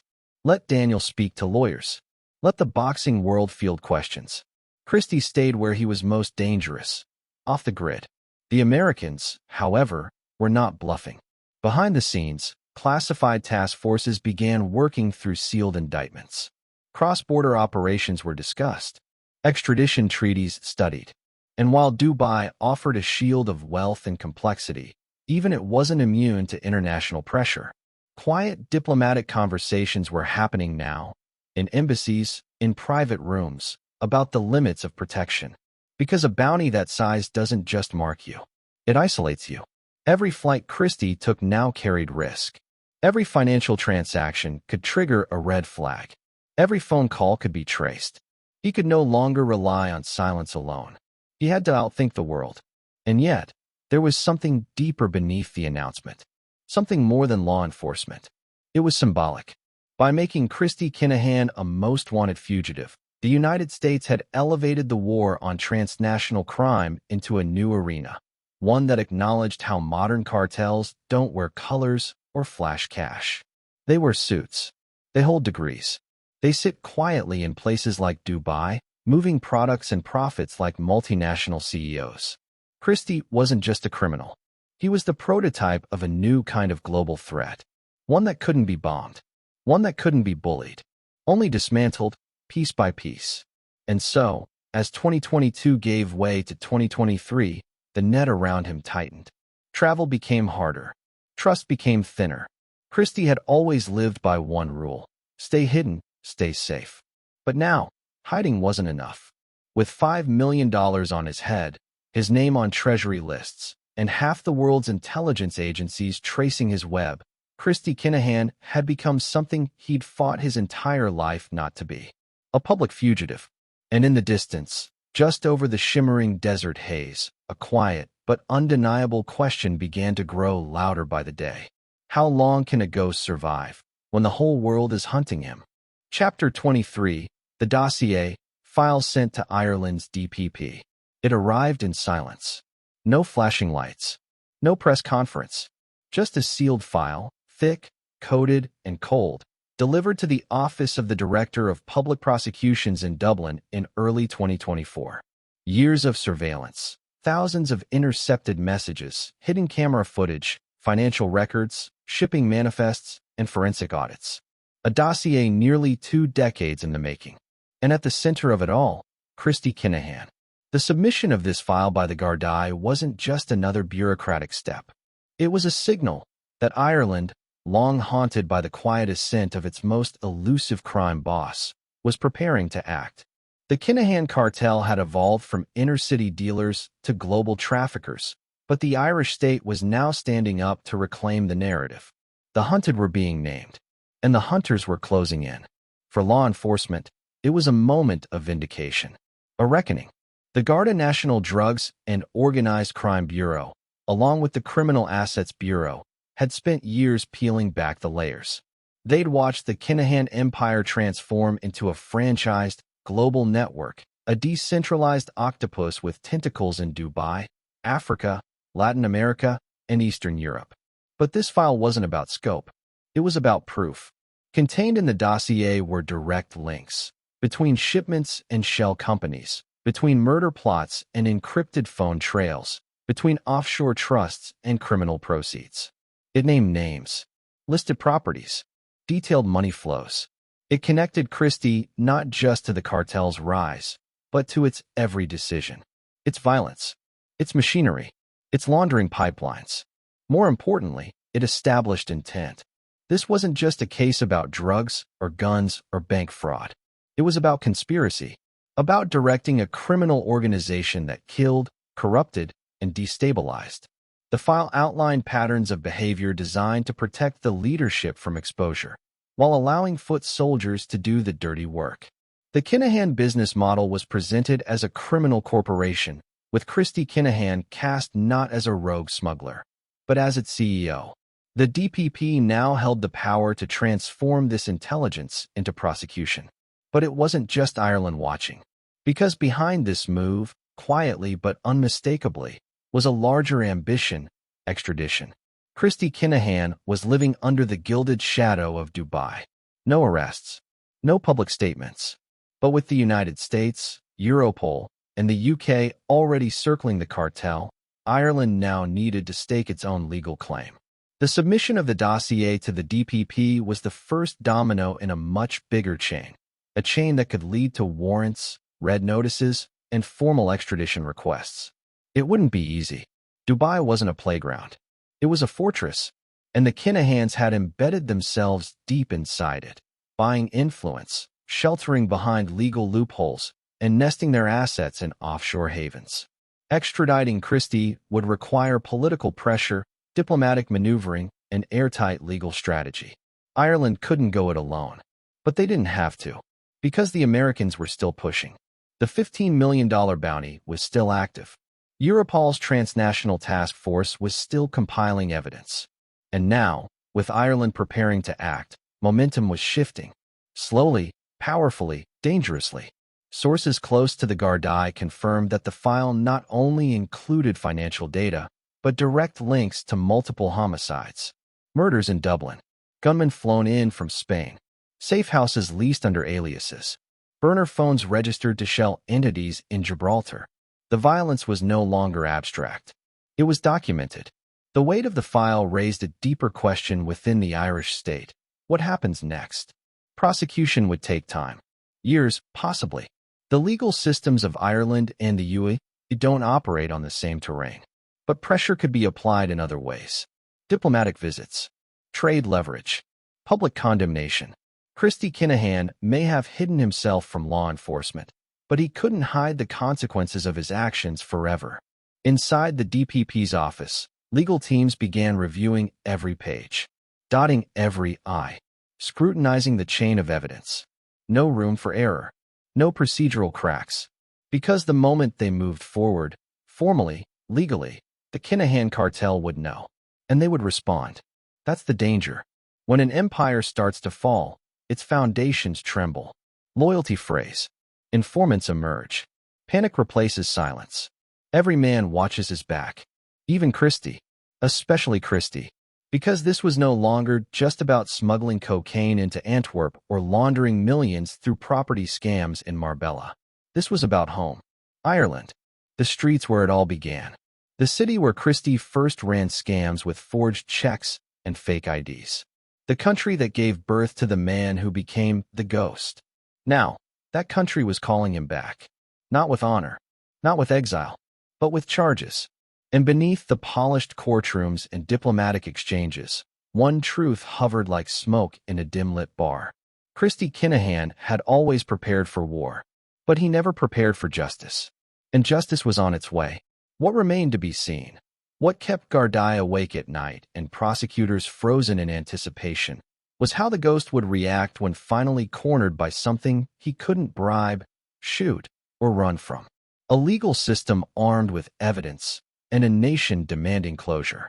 Chapter 24. The walls close in, seizures and raids worldwide. It didn't come with a single thunderclap, but a slow, relentless pressure. A force that began tightening from every angle. Country by country, account by account. A quiet war waged not on streets, but in boardrooms, consulates, and financial institutions. After decades of invisibility, the Kinahan cartel, its assets, its aliases, its global footprint, was starting to unravel. The signal came just before dawn in late 2024. In Panama City, a discreet financial auditing team entered a nondescript office tower, armed with sealed warrants and instructions from Interpol. The building's tenant? A boutique investment firm listed under a shell company registered in the British Virgin Islands. But the real ownership? Hidden behind layers of proxies, and quietly traced back to Christy Kinahan's web of laundering fronts. Inside, there were no clients. Just spreadsheets, encrypted laptops, and folders packed with real estate deeds across Europe, Africa, and the Middle East. Dozens of them, linked by routing codes and ghost LLCs. The illusion of legitimacy shattered in the glare of fluorescent lights and forensic accountants. This was just the first crack. In Portugal, police seized villas in the Algarve, lavish homes allegedly owned by Russian retirees and anonymous Dutch investors. In reality, they were controlled by Kinahan associates through offshore trusts. The properties, once safe havens for cartel meetings and logistics operations, were now taped off and under surveillance. In Spain, authorities moved swiftly in Marbella and Estepona, raiding front businesses once believed to be untouchable. Cafes, gyms, fake travel agencies, and luxury car rental firms were shuttered overnight. Bank accounts tied to those businesses were frozen, millions evaporating before the cartel could react. Police began knocking on doors once avoided. Some were empty, others led to arrests. But the real financial arteries bled elsewhere. In Liechtenstein, Swiss banks began cooperating with Interpol requests. Cryptocurrency wallets tied to Dubai-based real estate deals were flagged. A yacht moored in Malta, valued at over 7 million euros, was seized. Its true ownership had been scrubbed from records, masked behind a Panamanian maritime shell. But investigators found the chain and cut it. Each raid, each asset freeze, each arrest. They were not just actions, they were statements. The world was no longer turning a blind eye. For years, Christy Kinahan had survived by exploiting the gaps between jurisdictions. Where one country's laws ended, his empire began. Now, those gaps were closing. Fast. A coordinated assault had begun, one that didn't rely on dramatic gunfights or flashy busts. This was chess, and the trap had been set. In Dublin, Gardaí celebrated a symbolic victory when two major Kinahan-linked figures were arrested at Dublin Airport. They weren't holding drugs or guns, but flight documents, burner phones, and encrypted ledgers. The arrests were surgical, built off months of surveillance, wiretaps, and quiet cooperation with international cybercrime units. Behind the arrests, though, was a sense of urgency. The cartel knew the walls were closing in, and that made them unpredictable. In Belgium, an arms stash was discovered inside a warehouse believed to house textile imports. Over 24 assault rifles, multiple crates of ammunition, and several forged passports, all linked back to known Kinahan operatives. The violence the cartel had tried so hard to distance itself from was now boiling to the surface. The desperation was real. The message was simple. If escape became impossible, the fallback would be firepower. In Dubai, though, the empire's core began to crack, not with gunshots, but with paperwork. Pressure from the US Treasury, Interpol, and the UK's National Crime Agency forced local banks to quietly begin severing ties. Accounts were flagged. Transfers were delayed.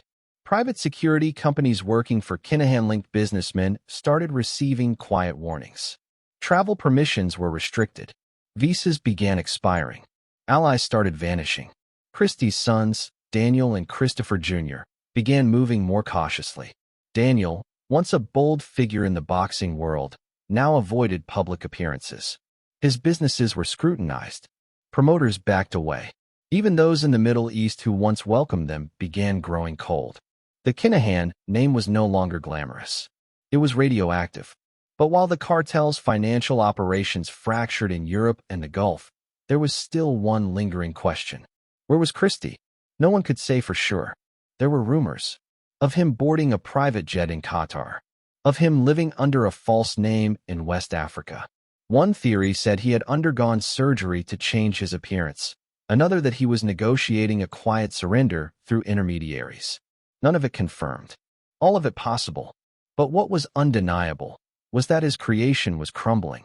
In London, an elite task force began arresting longtime Kinahan couriers, men who had grown old under his umbrella. Some flipped, some didn't. But the weight of a collapsing empire, combined with the fear of U.S. indictments, made silence more expensive than betrayal. In the Netherlands, logistics companies were raided for falsifying customs data. In Germany, Kinahan-linked traffickers were caught moving meth and ecstasy, desperately branching out as their usual cocaine supply chains disintegrated. In Italy, two men connected to a laundering scheme through Maltese gambling firms were arrested under European arrest warrants. The Kinahan cartel had been built like a cathedral, layered, reinforced, shrouded in marble. Now, it was collapsing brick by brick. And as the world closed in, a deeper truth emerged, one that Christy had long hoped to outrun. The future he built wasn't designed to last. It was engineered to float, not to stand. And when the current shifted, when governments aligned and borders blurred, his network lost the one thing it depended on most: protection through distance. By late 2024, the scoreboard had changed. More than 80 businesses shut down or under investigation. Over 50 individuals under arrest or direct surveillance. Dozens of properties seized across Europe, the Middle East, and Latin America. And yet, Christy remained out of reach. But even that had its limits. Because now, with every seized yacht, every frozen account, every box of burned documents pulled from hidden safes, the space around him shrank. What had once been an empire was becoming an island. Smaller, lonelier, and more exposed. He had once said to a confidant, "You beat the game by building one they don't know how to play." But now, they had learned the rules. And as the final raids echoed from Panama to Portugal, a haunting question followed Christy Kinahan, wherever he may be hiding. How do you escape a world that has finally learned how to see you? Chapter 25, Daniel's Kingdom, the next Kinahan boss. He was born into shadows. Not like his father, who had to claw his way through Dublin's grime with forged checks and streetwise schemes. Daniel Kinahan entered a world already shaped by blood, bricks of cash, and cold calculation. His childhood didn't come with bedtime stories. It came with whispered warnings and overseas flights. Christy didn't raise a boy. He groomed a successor. But as the walls began closing in on Christy's empire, it was Daniel who emerged from the dark. Not with a gun, not in back alleys, but in boxing rings, VIP lounges, and five-star hotels. He didn't look like a gangster. He looked like a promoter, a businessman, a jet-set whisperer making deals behind velvet ropes. And that was the plan all along. While Christy remained the ghost, Daniel became the face. It started slowly. A public appearance here. A photo with a fighter there. Then came MTK Global, the boxing management company that, for years, insisted it had no connection to organized crime. But inside the sport, everyone knew. Daniel was the power behind the throne. Fighters moved when he spoke. Promoters bent when he pushed. He wasn't just influencing matchups. He was redefining power in a multi-billion-dollar industry. To outsiders, it looked like redemption. The son of an alleged drug kingpin going legit, turning passion into enterprise. But to law enforcement and rival gangs alike, it was something far more dangerous. It was a front, a calculated reinvention. Because while Daniel was curating his public persona, the empire beneath him was still moving kilos of cocaine across oceans. Still laundering millions through front companies. Still ordering executions with encrypted messages.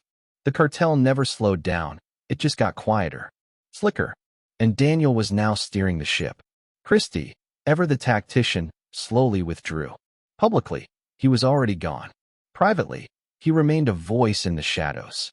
But the operational reins were handed to Daniel, and with them came everything Christy had built, and every enemy he had made.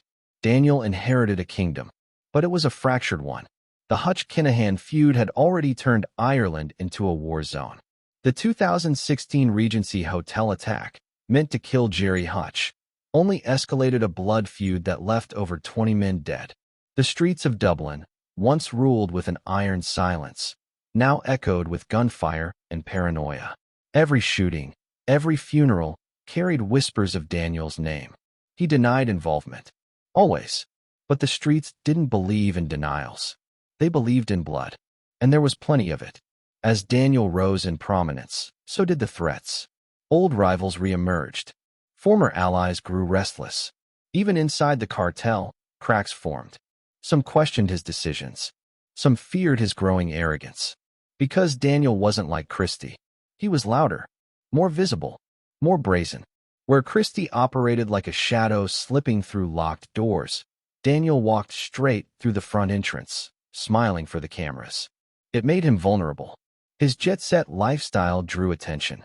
The boxing world, once a shield, became a spotlight. Media outlets dug into his connections. Fighters who once posed beside him now distanced themselves. Promoters pulled out of deals. The US Treasury's 2022 sanctions shattered his legitimacy. His name was blacklisted. His access curtailed. But Daniel didn't run. He dug in. He doubled down on Dubai, using its complex financial web and limited extradition treaties as both shield and sword. There, he found a new audience: international investors, crypto speculators, and foreign business figures who saw only opportunity, not headlines. He built networks beyond boxing, dabbled in logistics, quietly kept the smuggling infrastructure alive. But each move came with a cost. Christy had always believed in insulation, distance between him and the street-level violence. Daniel, for all his polish, couldn't maintain that gap. Every assassination in Spain, every arrest in Ireland, every leak from Panama or seizure in Portugal, each one dragged Daniel closer to the front lines. He began to trust fewer people, fly less often, switch phones weekly. Even within Dubai's glittering safety, the paranoia seeped in.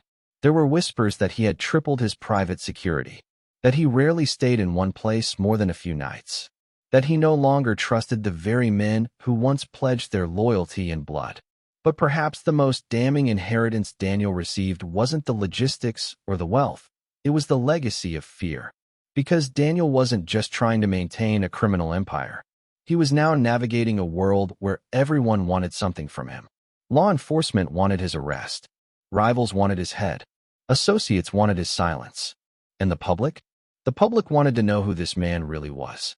Was he a misunderstood businessman forced to carry the weight of his father's past?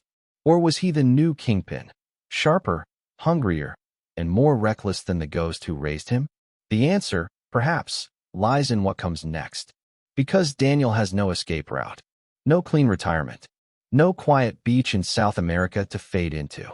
He is the most visible target in a collapsing empire, and the enemies circling him are growing bolder, more desperate. One cartel lieutenant, arrested in Serbia, allegedly offered up Daniel's travel patterns in exchange for immunity. Another in Morocco hinted at plans to break from the Kinahan umbrella and start a rival network. Loyalty, once bought in bulk, was now harder to find. Even Daniel's allies in Dubai began to shift. Where once he held court in elite circles, now he received polite distance. Where once government ministers offered discreet favors, now there were quiet warnings. It's time to disappear. But Daniel can't. Because Daniel isn't just Christy's son. He is the Kinahan cartel now. Every shipment still running. Every shell company still open. Every hit still whispered. They all carry his echo. His decisions. His face. He was raised to lead. Trained in shadows. Molded by a man who thought 10 steps ahead. But Christy's era was built on mystery. Daniel's is built on exposure. And in the criminal world, exposure is death. Now, with a $5 million bounty on his head, a continent's worth of enemies, and law enforcement ready to move, Daniel stands at the edge of his father's legacy. One foot on the throne, the other on the trapdoor. Chapter 26, The Quiet Mastermind. Why Christy was never caught. He was never the loudest, never the richest, never the most violent, but he was always the last one standing. As the dust settled across continents, after the raids, the seizures, the indictments, and the international press conferences, one man remained untouched.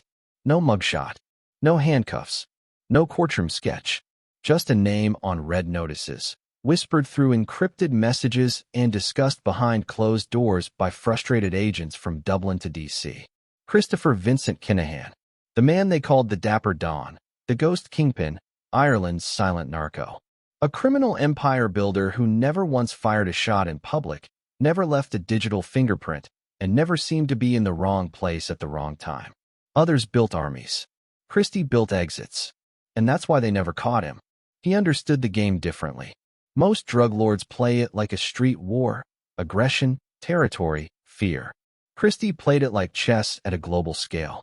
Always 3 moves ahead.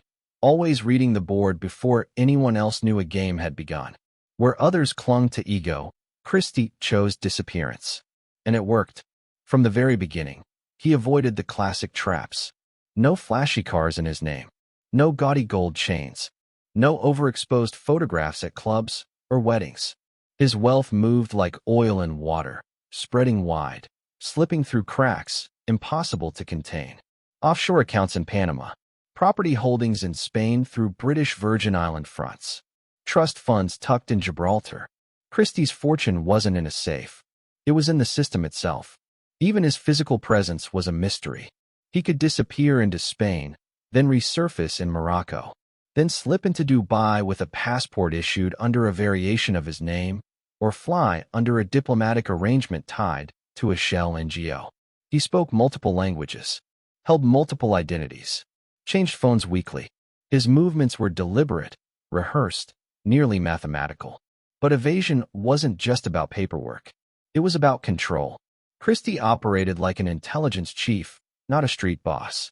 He compartmentalized his network so thoroughly that most lower-tier members didn't even know who they were truly working for. Logistics crews in Belgium never met enforcers in Dublin.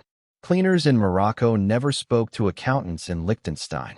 It was a web designed not just to move narcotics, but to obscure the spider. And when things got hot, Christie moved first. Long before Operation Shovel, before the US sanctions, before the blood feud with the Hutch gang exploded, he had already repositioned himself. He stopped showing up at meetings, made Daniel the face, pulled his name off paperwork, shifted his location to Dubai, where extradition became nearly impossible and surveillance was hard to maintain. He didn't vanish in fear. He vanished by design. Law enforcement agencies across Europe have admitted it privately. Christie wasn't just lucky. He was better prepared. For years, he had lawyers on retainer in 5 countries. He knew the extradition treaties inside and out. He understood that money laundering charges require paper trails, and so he left none. He built companies that looked real, profitable, compliant. When banks asked questions, his documents were pristine.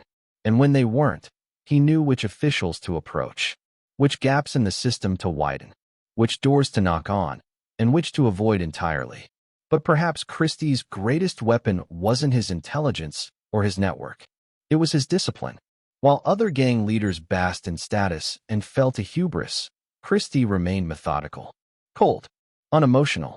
He didn't attend weddings, didn't take victory laps, didn't tweet, didn't slip. There were no wiretaps of him boasting, no jailhouse phone calls bragging about shipments. When his name surfaced, it was never firsthand, always secondhand, always just enough for suspicion, never enough for conviction. Even when pressure mounted, when the Americans placed a $5 million bounty on his head, when international task forces assembled, when journalists unearthed decades-old files, he said nothing, released no statements, hired no PR firms. There were no denials, just silence, weaponized silence. And so, investigators were left chasing ghosts. A warehouse linked to a Kinahan front would turn up nothing but abandoned paperwork. A surveillance team would follow a lead to a rented villa, only to find it vacated hours earlier.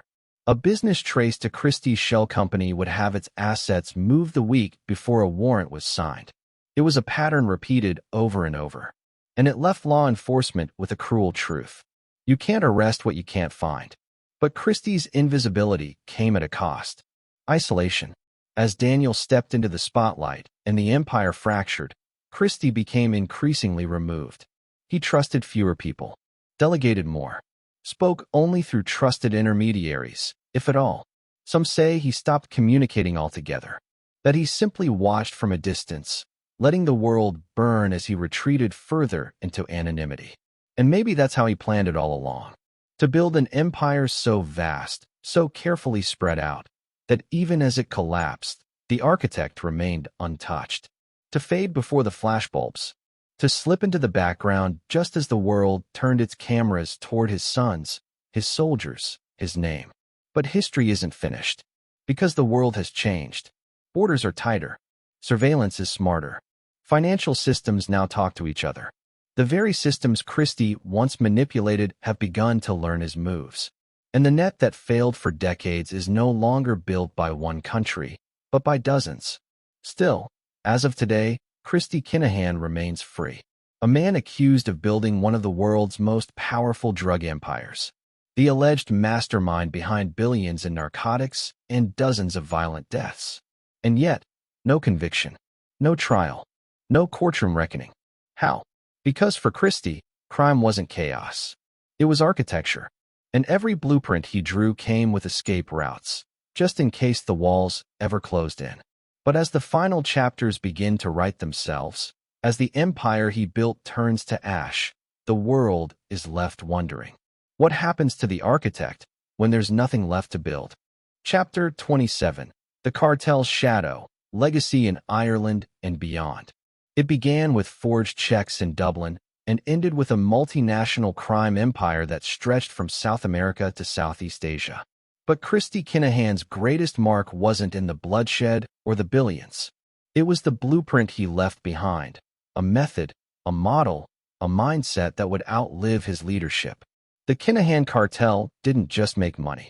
It made history.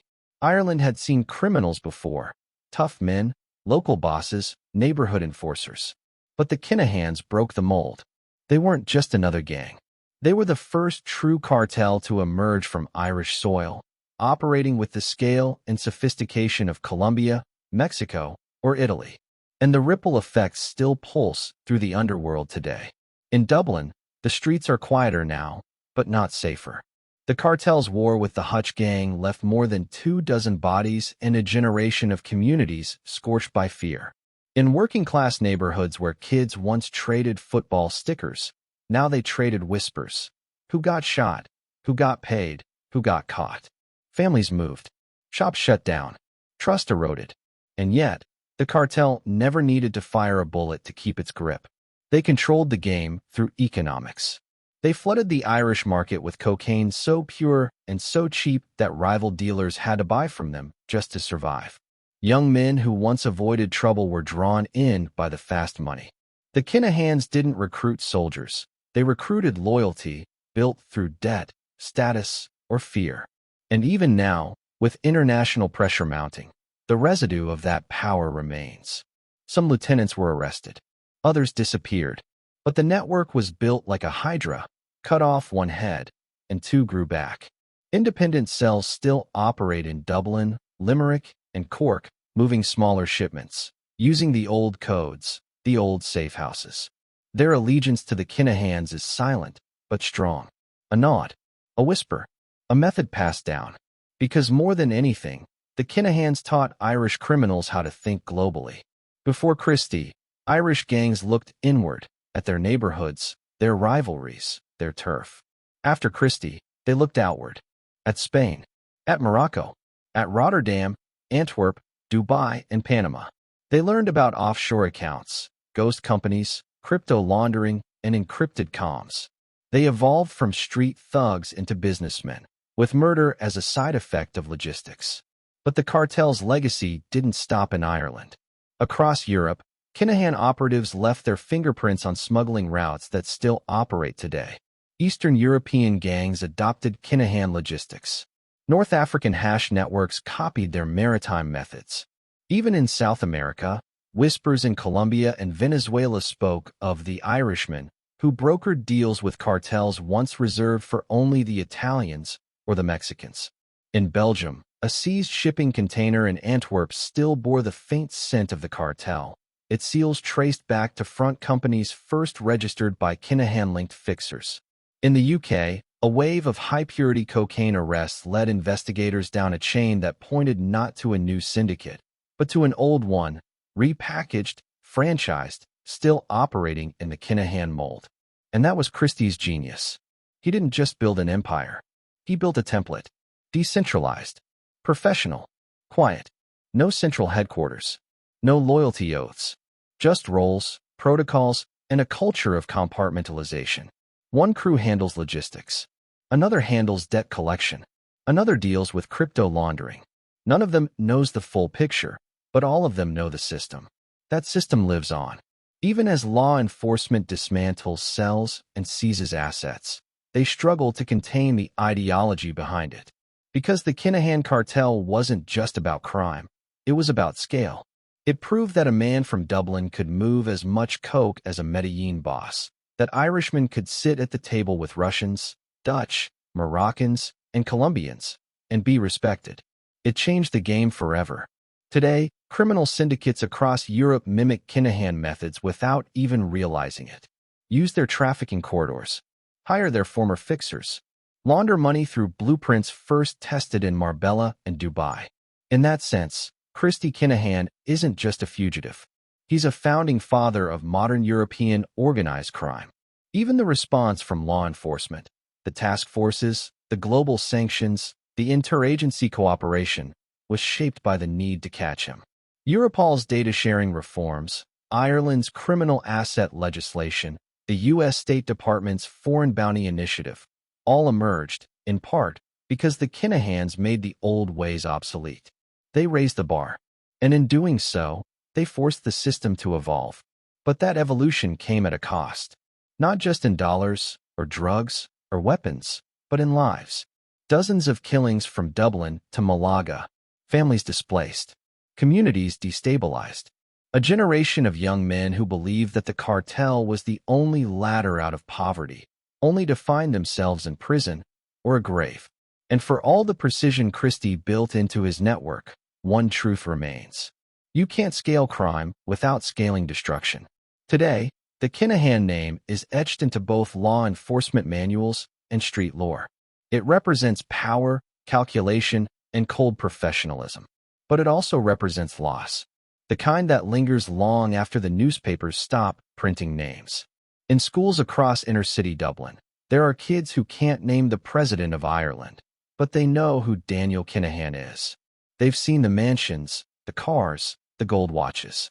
And some still believe in the myth that crime is a career path with rewards, that if you're smart enough, careful enough, invisible enough, you can beat the game.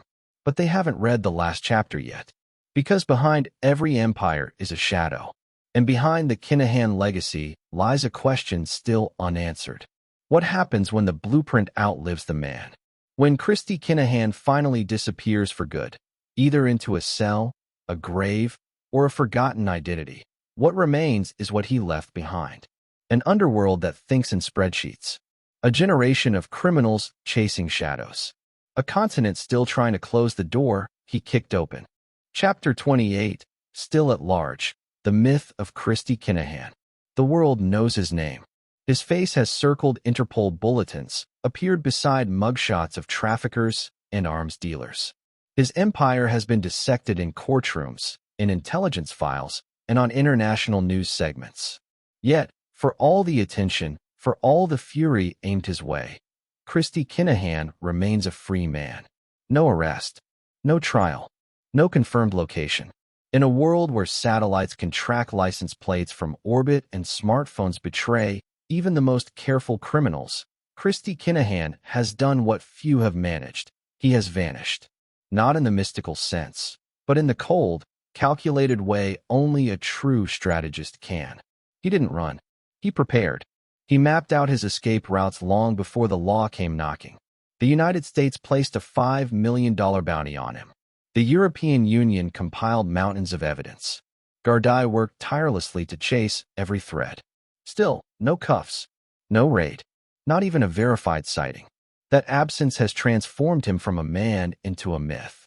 Some believe he's in Dubai, shielded by the complex financial architecture of the Emirates and a lack of extradition agreements. Others say he's moved deeper into Africa, reinvented once again, perhaps under a different name, protected by proxy charities and diplomatic smoke. A few insiders even whisper that he's dead, that the cartel is simply propping up the illusion of his leadership to avoid collapse. But those are just theories. What we know is this: his empire is fractured, but his design survives. Kinahan didn't just build a drug empire. He built a methodology, a system of compartmentalized cells, offshore companies, and international alliances that could function even without him at the helm. His lieutenants could come and go, his sons could step into the spotlight, but the structure held. Like a virus, the cartel adapted. Every time a container filled with cocaine is intercepted in Antwerp, every time a shell company is uncovered in Panama or Cyprus, investigators trace a line back to Kinahan's blueprints. He was the first Irish gangster to move like a Colombian narco, to think like a corporate CEO, to vanish like a ghost. The reason Christy Kinahan has never been caught isn't luck. It's design. He avoided phones. He used human couriers. He spoke multiple languages, and carried multiple passports. He employed teams of lawyers in different jurisdictions, each one tasked with a piece of the puzzle, but never the whole picture. Where traditional gangsters relied on fear, Kinahan relied on infrastructure. He never showed up in places where microphones could catch him. He didn't pose for photos with enforcers or show off flashy watches on social media. His movements were minimal, protected, often untraceable. Even high-level cartel operatives, those in direct contact with Daniel, reportedly hadn't seen Christy in person in years. There was no sloppiness, no impulsive behavior, no ego. That's the part that haunts law enforcement most. Christy didn't make the same mistakes other kingpins did. He didn't get lazy. He didn't get loud. He knew the difference between discretion and power, and he chose the one that would let him disappear. But his absence poses a dangerous challenge. While Christie's empire has taken massive hits, raids, seizures, arrests, his image has only grown more powerful in the criminal psyche. He has become an icon, a ghost king, a man who defied the full weight of global law enforcement and walked away untouched. That kind of myth breeds imitators. Young traffickers in Dublin, Antwerp, Naples, and Marbella don't just admire him. They try to become him. They study his model. They imitate the decentralization, the anonymity, the cross-border tactics. Kinahan is no longer just a name. He's a playbook. Even law enforcement has changed because of him. International task forces have learned to cooperate faster, data is shared more freely, and financial watchdogs are more aggressive. Agencies that once operated in silos now mirror the very networks they're trying to dismantle. In that way, Kinahan didn't just reshape crime. He reshaped the system chasing it. And yet, with all this firepower aligned against him, he's still out there. Maybe he's watching. Maybe he reads every headline about his sons, every update on court cases, every report detailing the cartel's downfall. Maybe he laughs at the irony, how the world chases his name while he sips espresso on a rooftop somewhere, unbothered, untouched. Or maybe he's already out of the game, content to be a phantom while the system he built runs on autopilot. If so, he didn't retire. He orchestrated his own fading. But until there's a body, a courtroom, a conviction, Christy Kinahan remains a question mark, a loose end, a shadow just beyond the reach of even the world's most powerful agencies. His story doesn't end in a shootout or a courtroom monologue. It ends, if it ends at all, with a whisper, a closed file, a blacked-out flight manifest, a face in the crowd that no one recognizes anymore. Until then, his legacy continues. In every encrypted phone call, in every lawyer working in 3 languages, in every offshore account linked to a silent shareholder. Christy Kinahan was never the loudest man in the room. He didn't have to be. He was the one who owned the walls.